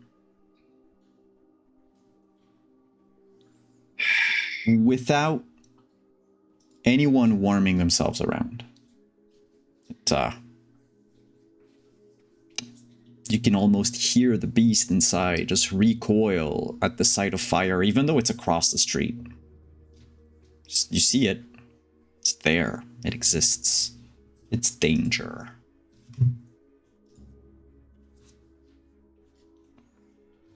That is either signal or trap. Let's go say hi. As you cross the street, would you make me a wits and awareness check for me? And I would also like to know, at that point in time, let's say 9:30 p.m., where is Flory? This is the night we got the invitation. This is the night you got the invitation, yes. I think she'd be making her way towards Artie's to talk to him in person. Again, as long as she has left that message unread, she's not been officially invited and she doesn't have to respond yet. And so she's going to make her way towards Artie. She's going to call Dixon, but only let it ring once. I will have to ask you for a special roll. Oh, Can you make okay. Dex and Drive? Oh, me? Sure. Dex Yes. and Drive? Yes. Somebody's not being nice to me? No, it's more that as you're driving down the same roads you've been driving down, several nights in a row now to go to Little Italy. This time tonight, you are assaulted, I should say, by visions of fire. Just- I'm going to rouse the blood for this because technically I don't have Drive, so... Okay. That would be a difficulty 2. Yeah, and it's... Rouse 2 dice. That's what I was double checking. Yeah, I'm good. All right. And you'll need 3 to make a successes. rouse check afterwards for... Yeah, and 3 successes, So and I'm get hungrier because fuck this shit. you maintain... I mean, it's almost... Wow, a muscle memory to drive there. So even despite light traffic, but despite not seeing anything, as there are just flashes of, one moment you're driving down the street, the next, the buildings are burning, your car is on fire. There's just this plume of smoke, and you can almost feel your blood. Oh, wait, I have a very warm important up. question. The Yes. minute my car starts burning, this is Flory. Is this shit real or is this somebody fucking with my mind? Well, that's why I needed the check, because Yeah. it disappears almost immediately. It's, how you could be driving sometimes, and I mean in real life, and you sort of zone out for a second. Yes, it's called highway hypnosis. And it's a Um, danger and one of the biggest threats to long haul truckers. I have that a lot since I got COVID. It's kind of like that. There's just but instead of staying in that, state of half wakefulness, it comes and goes. It just, comes from all sides. You see these things, and then all of a sudden they're gone. It's just every time they do, there's that little beast inside that just freaks out. And you have to keep your cool and not, either ram the gas, pedal to the metal, or brake all of a sudden and potentially, cause someone to rear end you. Clearly it is not normal. You know that. You don't need a roll for that. Now, if it's someone messing with your mind, you do not see anyone around you. There are people walking down the streets, but again, like I told Arthur earlier, there's not a lot of people outside. The music changes, by the way.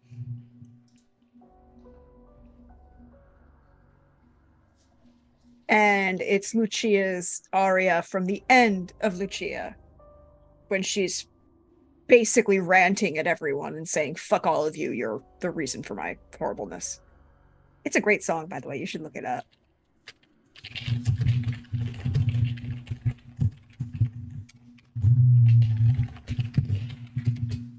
Can you give me that title again? Sure. It's Lucia? the audio. I'll pull it up. I'll actually look it up Sure. and get it. As you move, as you change the music and keep driving, it happened about 3 to 4 times. Flash, flash, flash.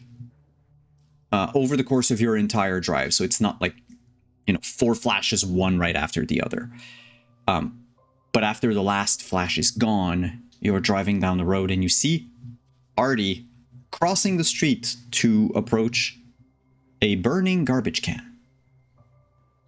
And this time, this one doesn't go away if you blink.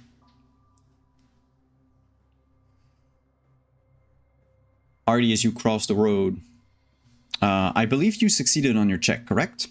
Yes, it's been willpower, but yeah. In the flickers of the flame, it almost looks like the fire is beckoning you. There's just this one flame that keeps jutting out farther than the rest. It keeps sort of falling back in on itself like a wave, like a finger curling. As you cross this... Oh, go ahead. And he says aloud, "You must not understand who I am. I used to jump these for fun." Headlights in your peripheral vision. You recognize the sound of the engine. You know that Flory is about 10 yards, 15 yards away from you. Whoever you are, you don't fuck with her. You want my attention, you got it. But so help me, I'm not in a good mood tonight. In the trash can.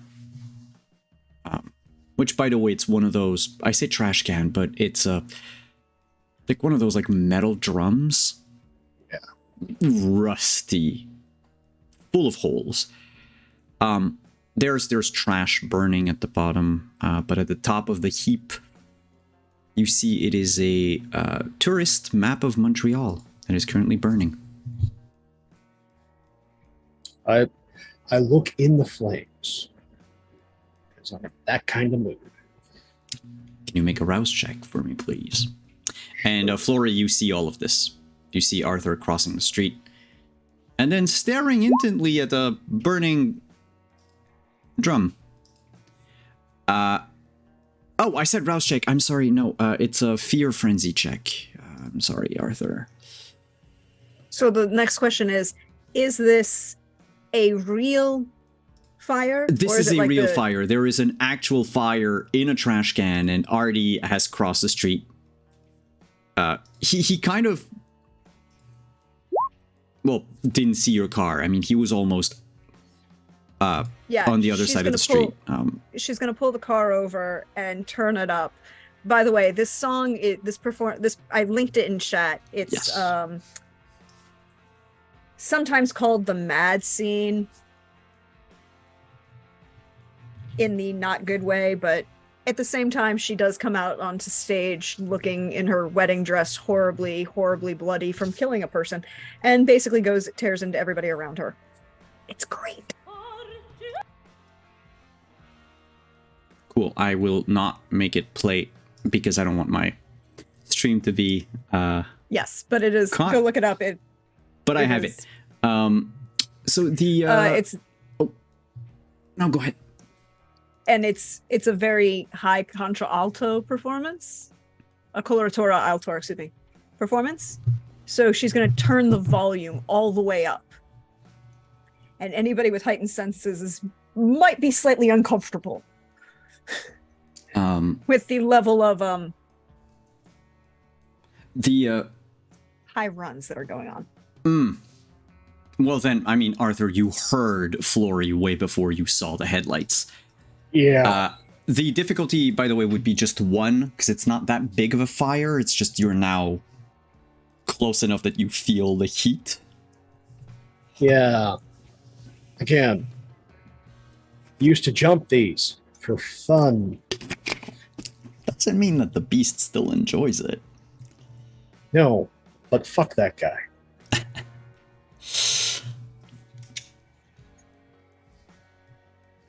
When Flory arrives, question for you: do you break and wait for Arthur? Do you keep going?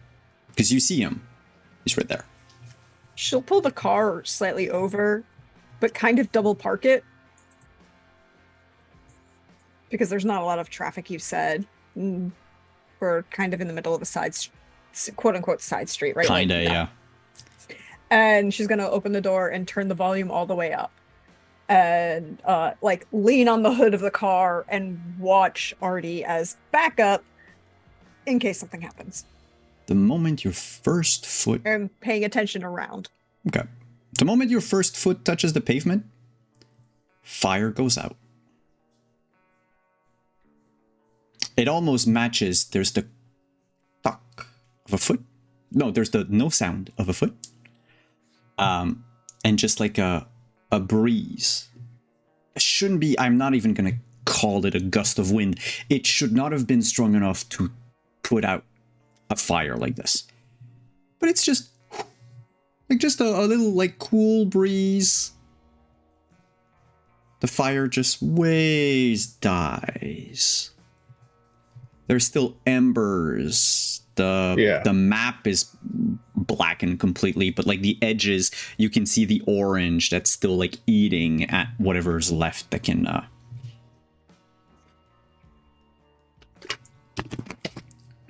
Without missing a beat, just reach in and gently scoop that up.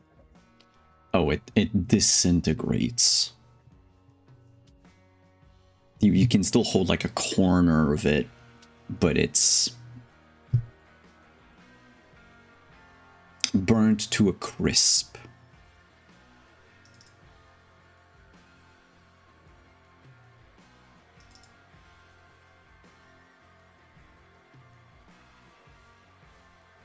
Still here?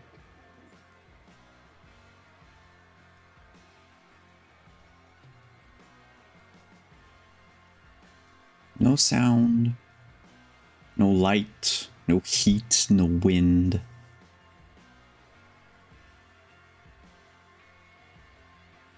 Hawkeye, like someone just turned the gas off on the grill, yeah?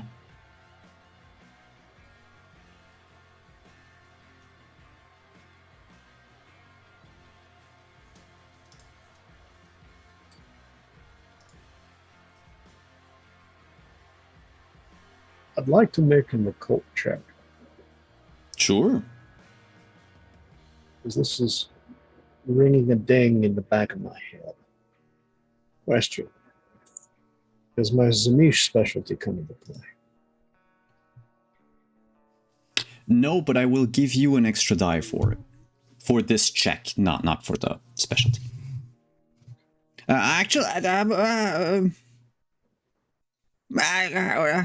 Give you an extra die. Not the specialty. The extra die. Okay. And can I just make an awareness? Absolutely.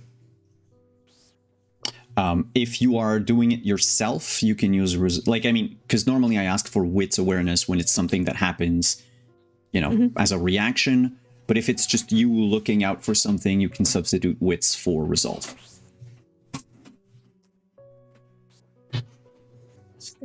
Wits.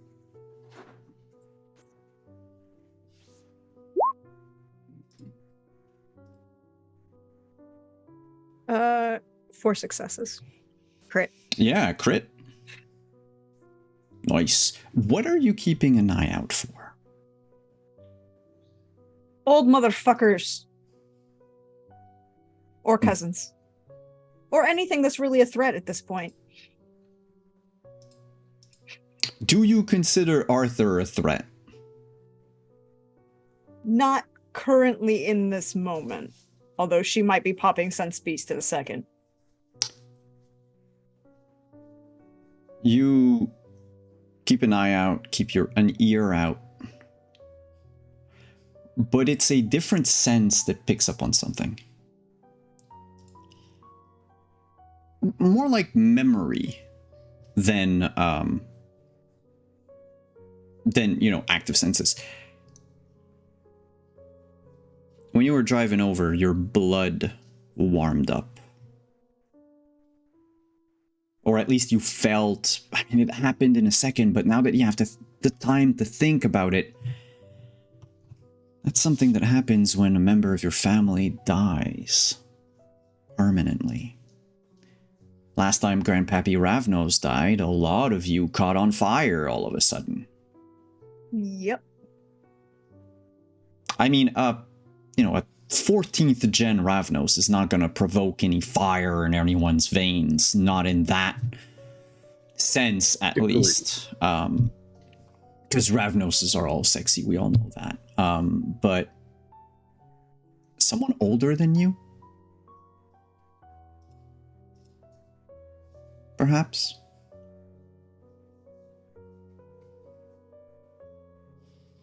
She has the phone out and sending into the family group chat, check in, every one of you motherfuckers.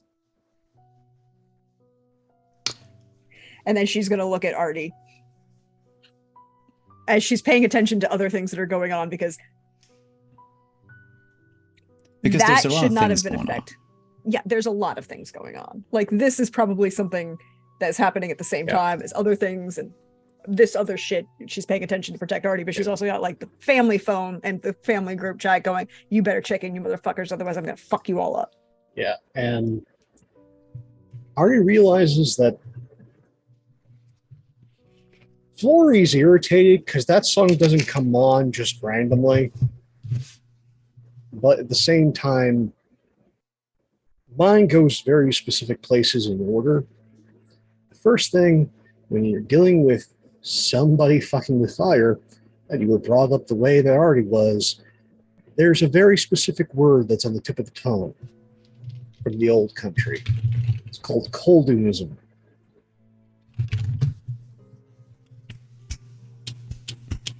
Yeah.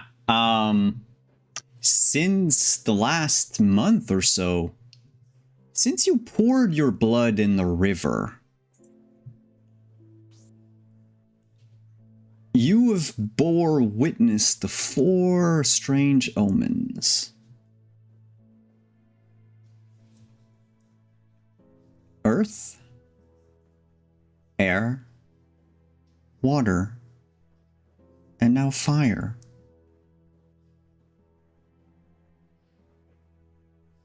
I might be mixing air and water in the order, but the order is, I will tell you right now, the order is not important. But 4 elements were presented to you, and you know that in some old Koldunic. Yeah, the movie's great. If based on those successes and Arthur's history, there's a 5th element, and that one's the one we worry about. Not all Koldunic, let's say, traditions go beyond the, let's call them, Western 4.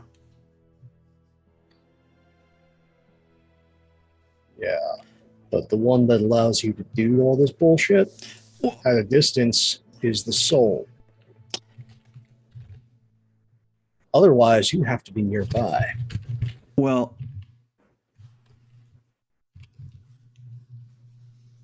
I cannot prove or disprove anything, but I can tell you that you are right.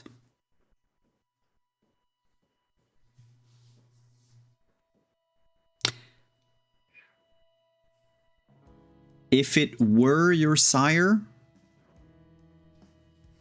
there is a distinct tell to Val. Yeah. I mean, just because of the blood relation between the two of you. Also, she has a very distinct flair. Well, she's, yes. It is not her. And thinks And the this is too subtle. yeah. And with all of your successes, I'll give you that too. It is perhaps not subtle because whoever's doing this wants to be subtle. It might be subtle because this is all that it is able to muster. It's not subtle, it's weak, is what I should say. While you're mulling this over, Flory, Casimir writes you back. Sorry I've been away. You still in Montreal? We need to talk. Yes, who's dead?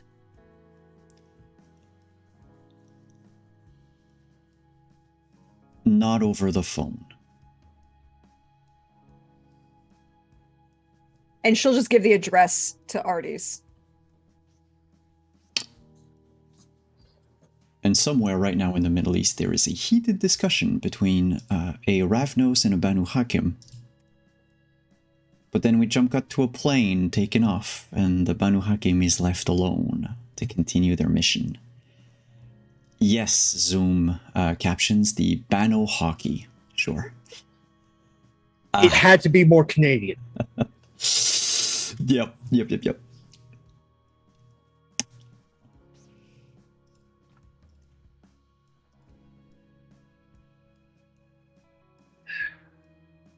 I think she'll turn the volume down.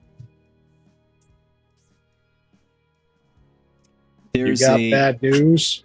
As you do so, you just hear a "Tata tabarnak" from some angry neighbor with their window still open. Hey! Vous écoutez Don Zanetti? And she starts yelling off him in French about why are you not appreciating Don Zanetti? He is a beautiful composer. You should go listen to more opera. And honestly, he's written 3 in French. I don't know what your problem is. You just And hear then- the and- window like as it closes. Oh, cool.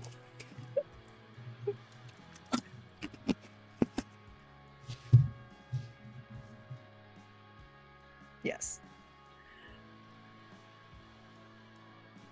Company's coming.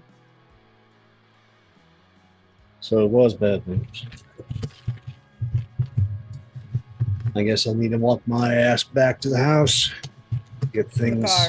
tidy. That level of bad. Okay.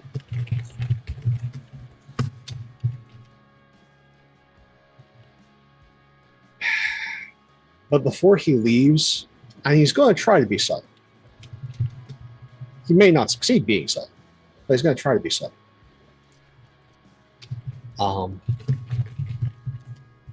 He's going to put his thumb Mhm. on the edge of that trash can, on the edge of that barrel. And he's going to drag in such a way that the thumb will be cut and leave just a little bit of blood.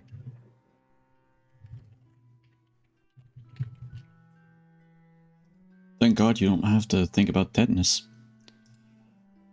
I'm already dead.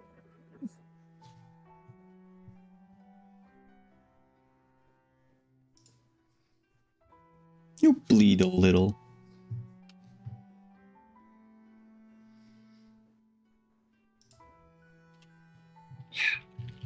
leaks And- down slowly, seeps down the interior of the barrel. And then he just pulls handkerchief, because if you're a southern gentleman, you carry a handkerchief. Mhm. Dabs his Sure. face a little, and then wraps the phone.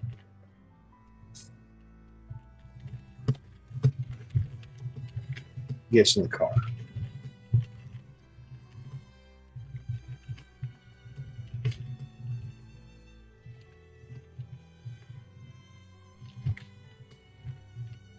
So, do I need to break out the lacrima? Probably. That bad. God.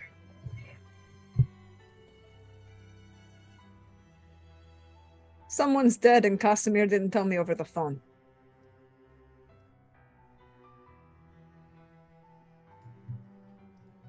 I'll get the salt and bread.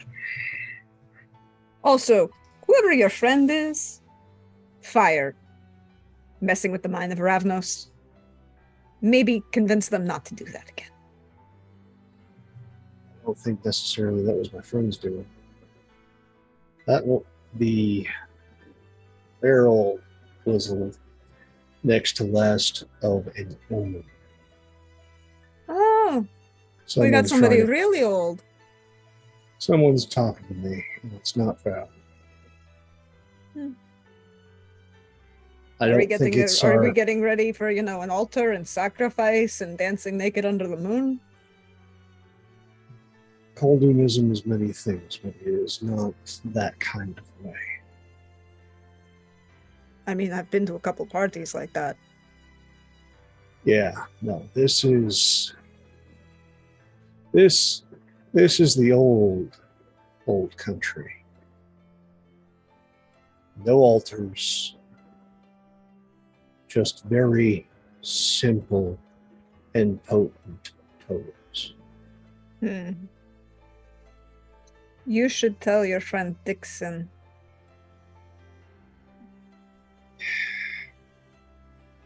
He will show up when he wants to, and if he wants to, and I will inform him of what I have seen.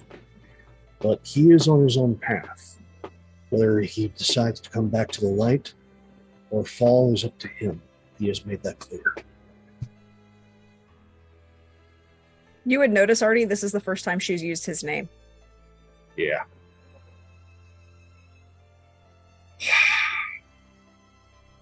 Oh, by the way, there'll be a new business in town. Look forward to it. I may have a job for you, but that's if somebody fucks it. I might even do it for a low rate. I'm feeling vengeance.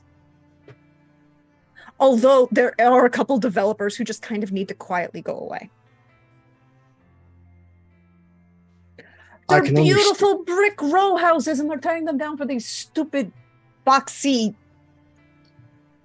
glass brutalists. Well, if things don't go completely pear-shaped, I have a feeling I'm going to become a board member on the Montreal Preservation Society. Oh, speaking of, did I give you that thing about all of the videos? Videos? Yeah, for the a bunch of videos I managed to hold on to for the Montreal Police Department. You want to blackmail them some more?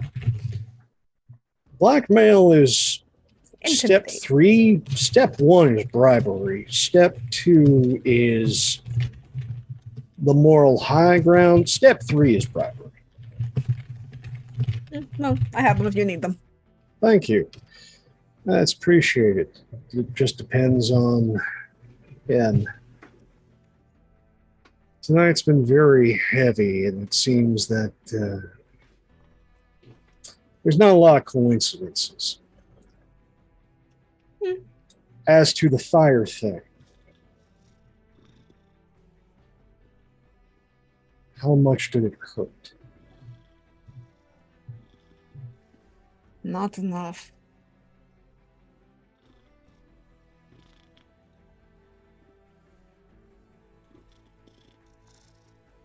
And in that moment, he rolls down the window. just looks up the sky for a moment. Then puts his head back in.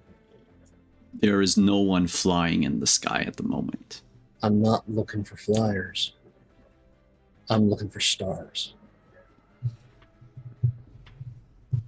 Well, there are stars. Bit overcast, but If it's overcast, I don't see the one that I want. none of them are red. That doesn't exist anymore. You say that. No, actually, it has happened. It's more, yeah. It's still there. I will apologize if you hear some nibbling. Someone has discovered that they can nibble on the mic. I'm trying to hold them back.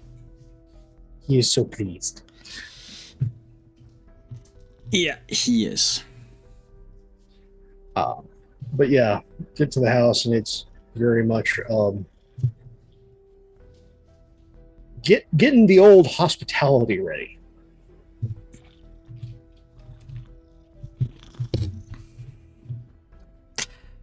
Okay. I mean, they're probably not going to get here tonight, so No, Means but that I have to get everything ready. that is why I would suggest another quick time skip.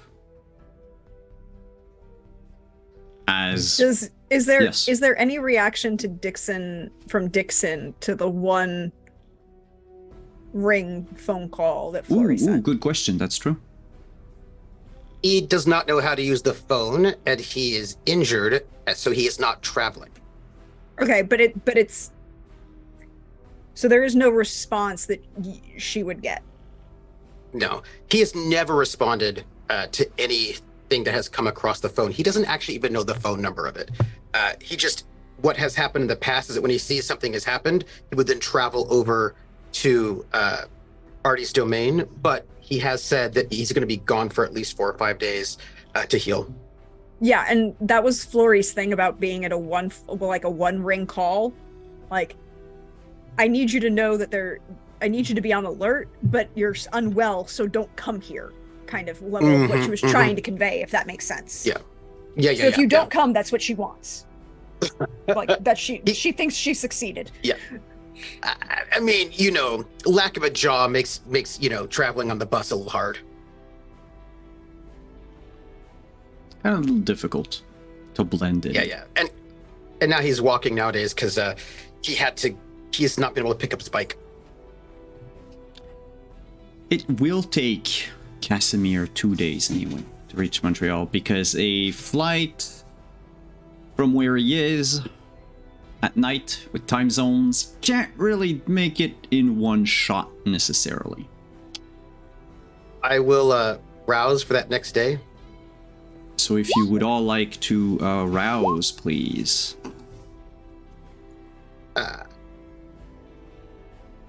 Flory would have taken some time after she drops Artie off to go hunt.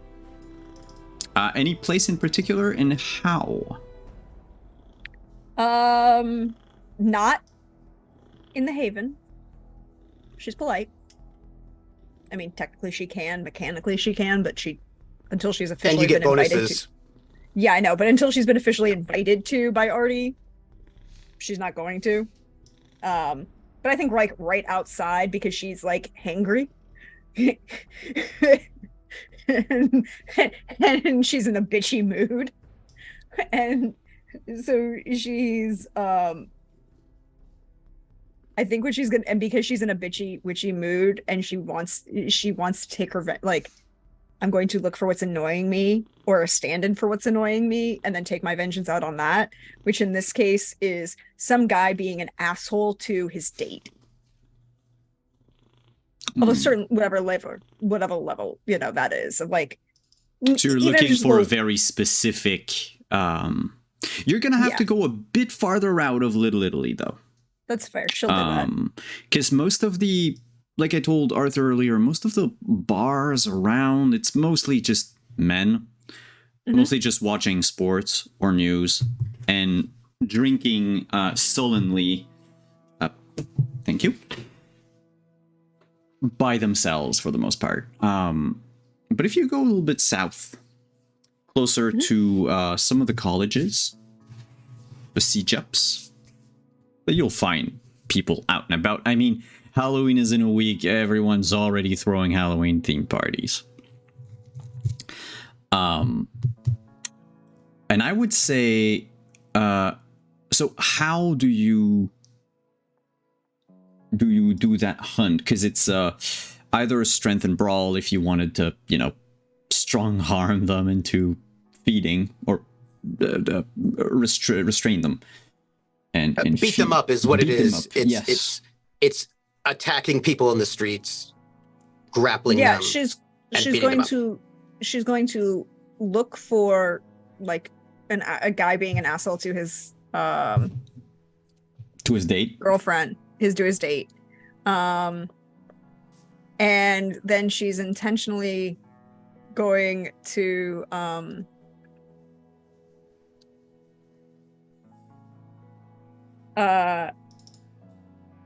she's going to intervene in that level, and she's going to pop chemistry to make the girl run and then smack him across the face. Well, he's seeing something crazy like a cop intervening instead of her. Then I think I would ask you for, because it's a mix of like a lot of things. Yeah, do you want me to pop chemistry? Or roll for chemistry? No. Well, roll a rouse check just because you're going to have to pop it anyway.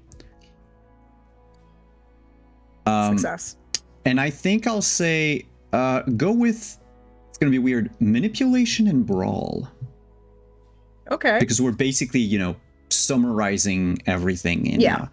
So there's the brawl part for the hitting, but also the manipulation for everything else so that you can separate them. Ooh. Do you want to spend some of that? The difficulty, by the way, if you're going into like a more like student campus and all that, that's difficulty 3. So you might want to re-roll those 3 dice. Yeah. And she's just going to re-roll 2 of them.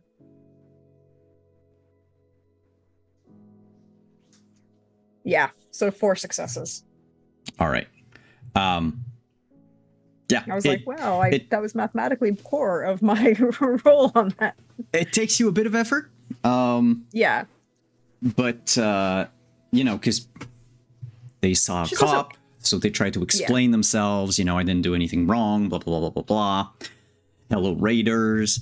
But,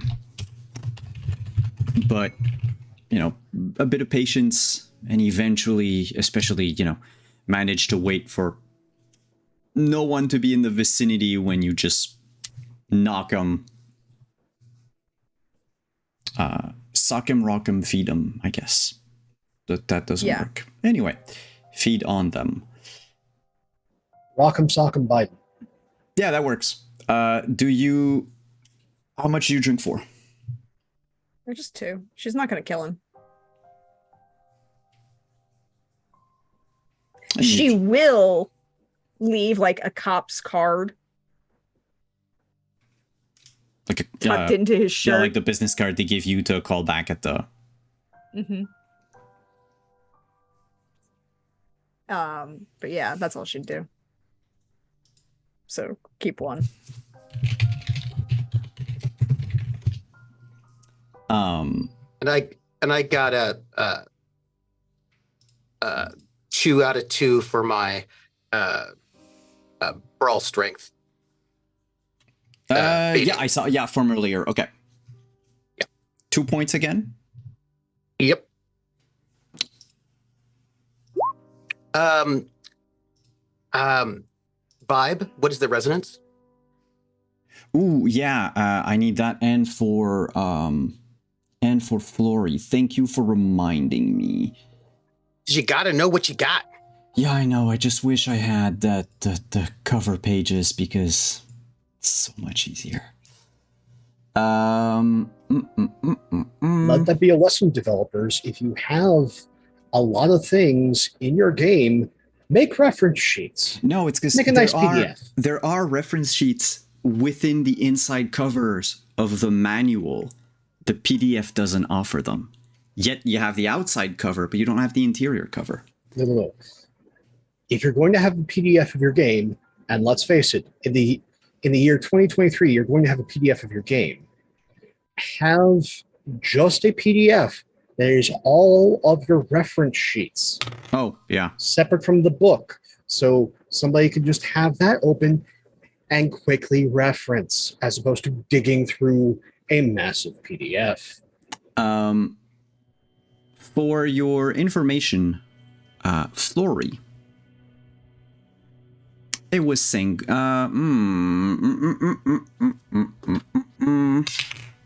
yes, it was sanguine.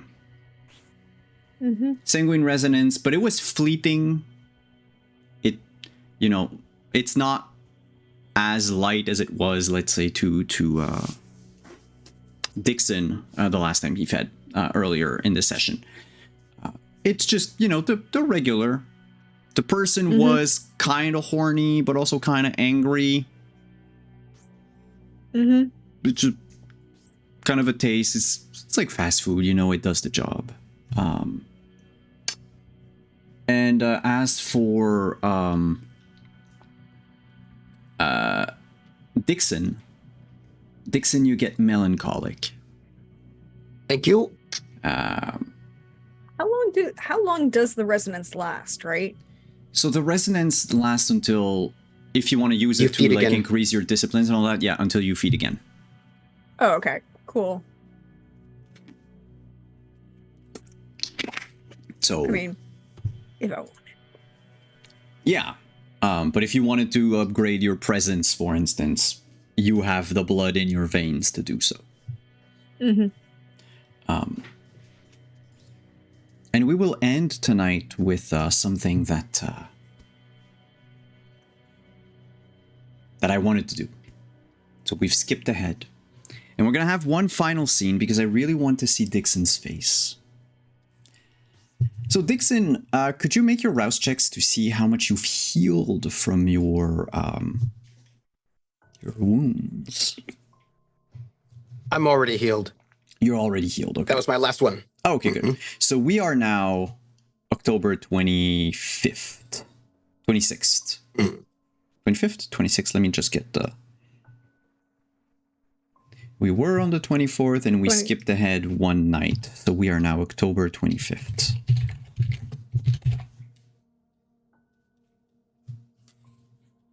As you rouse tonight, Dixon, you can finally no longer touch your jawbone directly with your fingers.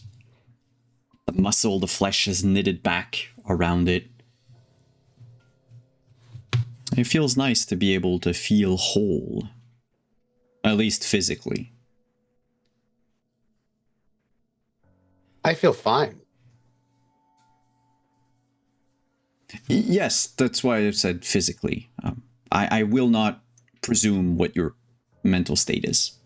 You said you felt fine, so you're in your head. You know yourself. But what do you do tonight? Yesterday you got a quick call, like a one ring from Flory.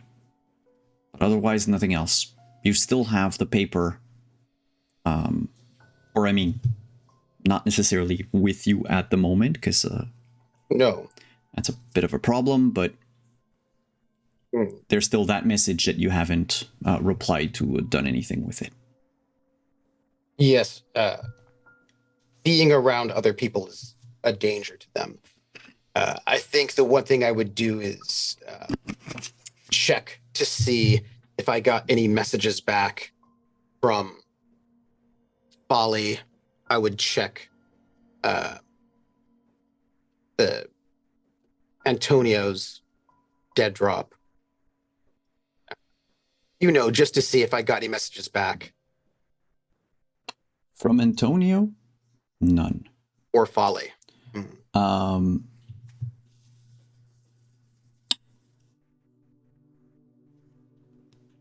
You dropped a note to Folly at her place.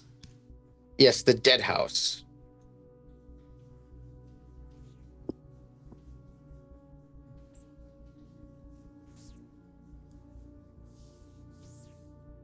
And I hope the last person I had a hoodie on, because again, I don't have a lot of clothes anymore. They had a hoodie. It's easy enough to find someone with a hoodie. Yeah, I only have, 1.5 sets of clothing. Would you I mean, I mind have revealing another your set. face?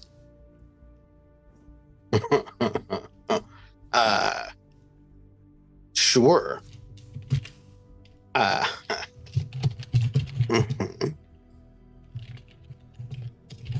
So, with the hoodie on, I make sure that when I'm about the city, I am not seen until I can make it back to my haven.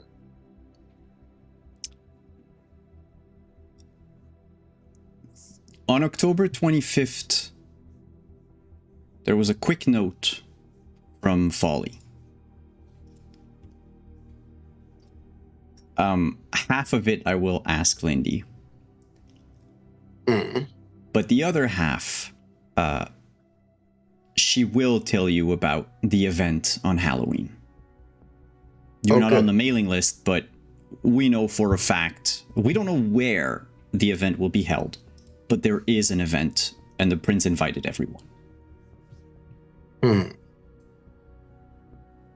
I would leave a note saying, let me know where and when, as soon as you find out. Thank you. As soon as you find out. There is no Canadian accent in written form. Yeah, but I'm saying it out loud. Right now. I'll verify with Folly herself what she will reply. And then I will sort of take that and head back to my haven. It's only 6 days before Halloween. Yes. And with a plane landing and an old Ravnos stepping out, he would have sent you a message, Flory, when he was about to land. He doesn't specifically state that he wants you to come pick him up. I'm not going to let them take an Uber. I know. It's like a,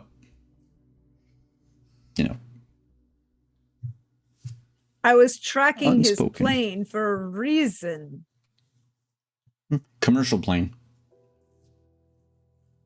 Yeah, I needed to know if his flight was going to be on time. Landed at 11:30. And when he exits the airport, She's got the vet.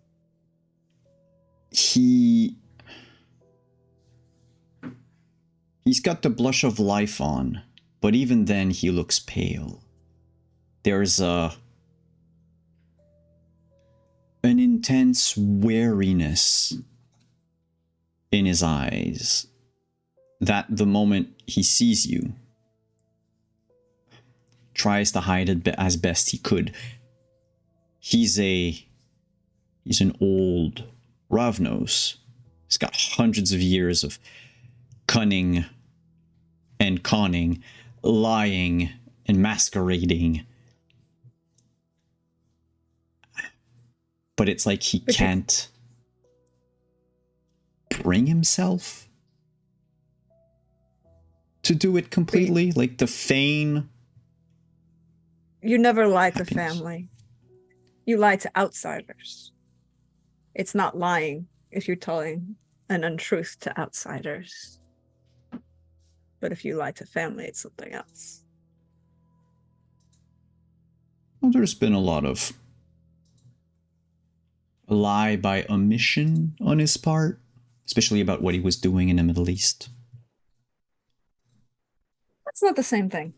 When It's not the same thing. he gets in your car,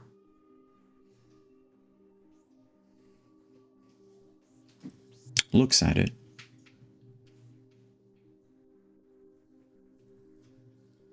turns to you and just as the camera is going to cut, says, "It was your brother."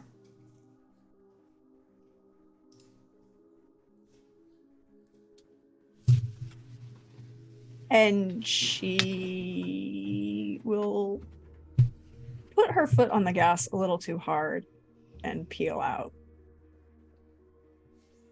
Family secrets revealed next week. Ha ha ha. So I think we're going to start with Flory next week. Flory flooring it. Also, Trooper, I asked for a face reveal and you're just showing a fucking hoodie. That's just a cop-out. That is such a cop-out. You're muted, so we can't hear you ranting. And we can't see you either, It so wasn't, you know. It wasn't ranting, it was gloating. It was more like, that's just how it is. Ah, well then. He turns his camera off. I did. Oh, that's fair. That's fair. Yeah. I has the power. I sent you a message to turn it back on because we're done for tonight. Thank you everyone for coming to this very revelation heavy episode. Need I remind you that each season is themed after one of the traditions, and the tradition for this season is Progeny. I wrote it down. I did not forget.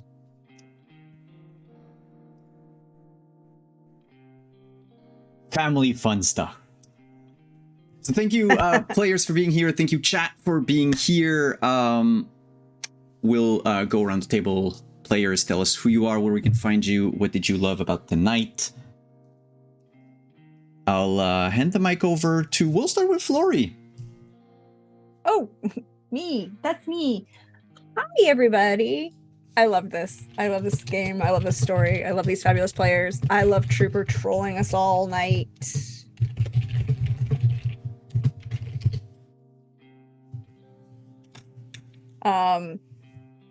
I loved the reveal at the end.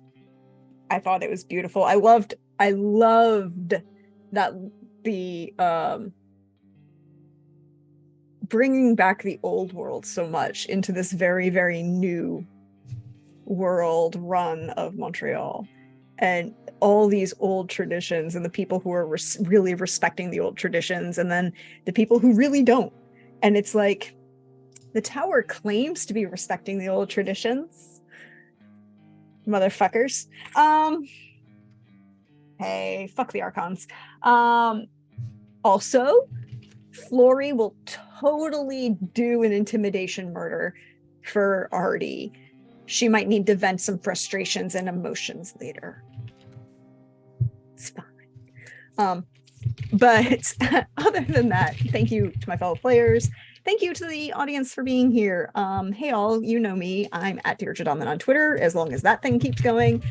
You can find me here on Twitch as Praxagorathesmiophoria.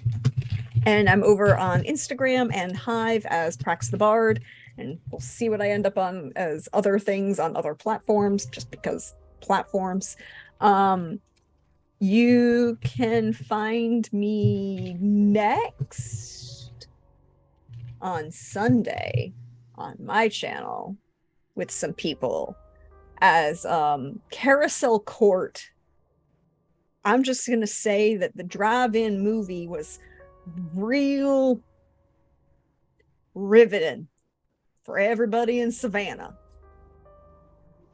last night. And we're going to jump from 1952 to 1955 next week. We are going into the second half of our first arc for this series, which will be very good. You can follow me on all the socials because I always post where I'm going to be, and all the fun, wonderful, fabulous people like these fine folks right here that I get to play with and tell stories with. And I'm just gonna say, I can't wait for next week. I don't know what's gonna happen, but it's gonna be good. I forgot to tell you all, so I'll describe what Flory looks like when you guys get there, because Flory had preempted some stuff and was ready for some things because she knew kind of what the conversation was going to be about. So, but yes, I can't wait for next week. And thank you again for having me. Awesome. Well, thank you for coming. Arthur. Hey everybody, Pope here. Pope will build on the Twitch and the social medias as we see what wealthy white mediocrity brings to social media. Yeah, no, by all means, follow these incredible people. And if you want to see more of this silly face, Sunday, Carousel Court. There's been a shakeup.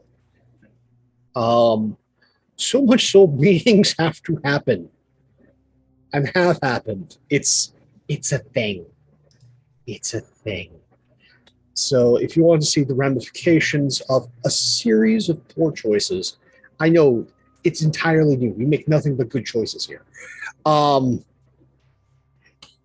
Please tune in Sunday, 8 p.m. over on Praxcore Thesmophoria. Trooper, you were driving me mad. Absolutely mad. The folks, the camera's been off like since he got on the call. Okay. I'm going batty. And then Simon with these, like, there's been sprinklings, and then finally, hey you. Get over here. I'm half expecting to hear Scorpion's voice at this point. Get over here. Nah, it was a snake, so it's reptile, but yeah, no, we're it's interesting because the character is at that point. We've played so long that he's starting to get away from me. And now it's just that moment to wipe the slate clean. Like, he's not in the clear, but whoever absconded with that poor young man, if he is not returned, they don't have to worry about the monster. They have to worry about the mobster. Because Val picked him for a reason. Because he would make a wonderful monster. So he may go back to an unliving Arthur original, and that's not good for anyone. And then I told you last week, freaking told you the shoe was going to drop. And then it did. And we've seen Flory peeved. Peeved. Not angry. Peeved. Not truly upset. Irritated. Depending on what happened to family, you thought Dixon and Arthur were problems. There are two clans. Two. That you do not mess with family. That is the Malkavians and the Ravnos. Because there are things worse than death, and they will happily introduce you to them. So, if that doesn't make you glued to your seats next week, I don't know what will. Thank you all so much for being here. We're live, VOD, YouTube stories, nothing without its audience here. Much per this as we are. Take care of yourselves, one another, your pets, especially for all of you U.S. folks here. There, consult your vets, get the vests. It's a bumpy ride this week. Love you all. See you soon. thank you for coming. And last but not least, I am instituting a new rule on my channel that you have to show your face on camera to do outros. Yeah. No, hats are fine. It's just, you know, what's the point of putting all that makeup on if we're not seeing it? Well, we might see it next week. But then you're gonna have to redo it. Like, it'll be your second time, not your first. I know. But I'm nothing if not committed. I will be ready for when the time is right. Well, then where can we find you in the meantime? I'm Trooper SJP. Hello. And I have been playing Dixon, who, kindred sometimes take time to heal. He needed about 4 days worth of healing, and now he's got some plans that he's got to do before he can hang out, because there are things that need to be done. Important things. Let's see. I had such a lovely time today. It was so wonderful. I was riveted the entire time. I was here watching what was happening with excitement. And so I want to give my love to Artie walking his domain. He has spent most of his time not walking his domain, but he did tonight. And I want to give love to Artie for becoming the prince of his domain in amongst the people. And so that was really awesome to see. It was good to see him go there to become that prince. And I also was really excited to see Flory. She would not say this, of course, but invest in Montreal because she has resisted investing in this place for a very long time. And she has put money down in ways to actually invest in the place, which means I'm feeling pretty good that Montreal will be in good hands when the old fence mender is gone. So that's pretty exciting. And I'm going to also give love to Simon for amazing, shoes dropping everywhere. There were just shoes dropping left and right. It was amazing. I was like, oh, awesome. And let's see, you can find me tomorrow at 7 p.m. Eastern over in my channel for Motor City Hollow Crown, which is an 8-part Vampire the Masquerade campaign set in Detroit, 1973. And tomorrow is part 3. You can find me on Friday at my channel for The Gamblers, a Traveler Pirates of Drynecks campaign, 7 p.m. Eastern, both of those. And then Sunday for Carousel Court. And that's going to be exciting because here's the thing. When you have a fight between the haves and the have-nots are not going to win. So we're going to have to find out if the haves take each other out. But I don't think so, because I think they're going to work it out. So we'll just have to find out who gets poisoned and who gets their who gets in trouble for their mailbox.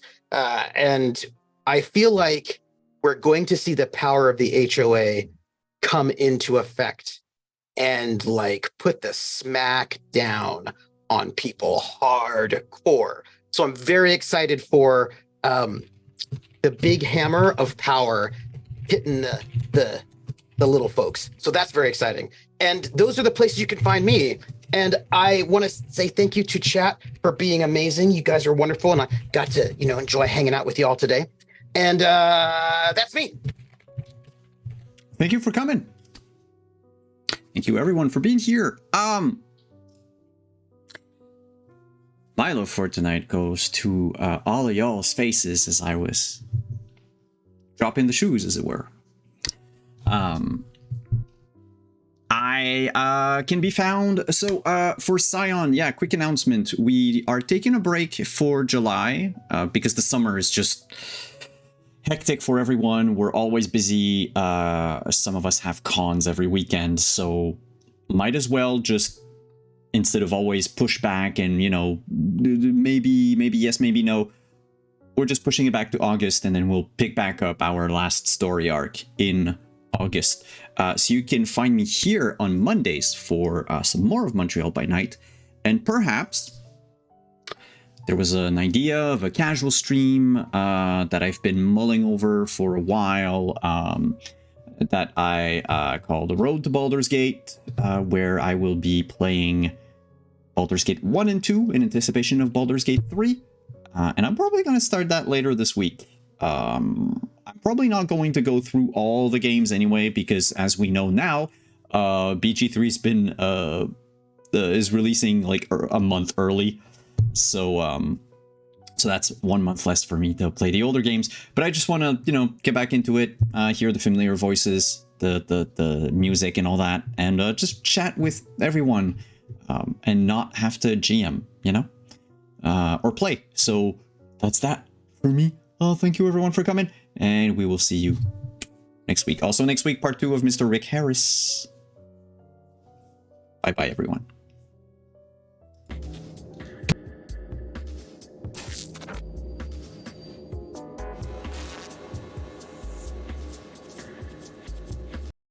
Wait! What? Fake out. What? Because I back. promised someone. Yeah, we are back. I promised someone that we would try to raid them. So I just need to see if because if they're what still was the up. channel? Yeah, let me check. Apochromatic chromatic, Unlimited. Yeah. Apochromatic Unlimited. And they are offline. Of course. They just finished their games. So they were having a fundraising event for a fundraising game of Thirsty Sword Lesbian for the Trevor Project. But I guess we were an hour too late. So better luck next time. We're leaving you for real now. Bye-bye.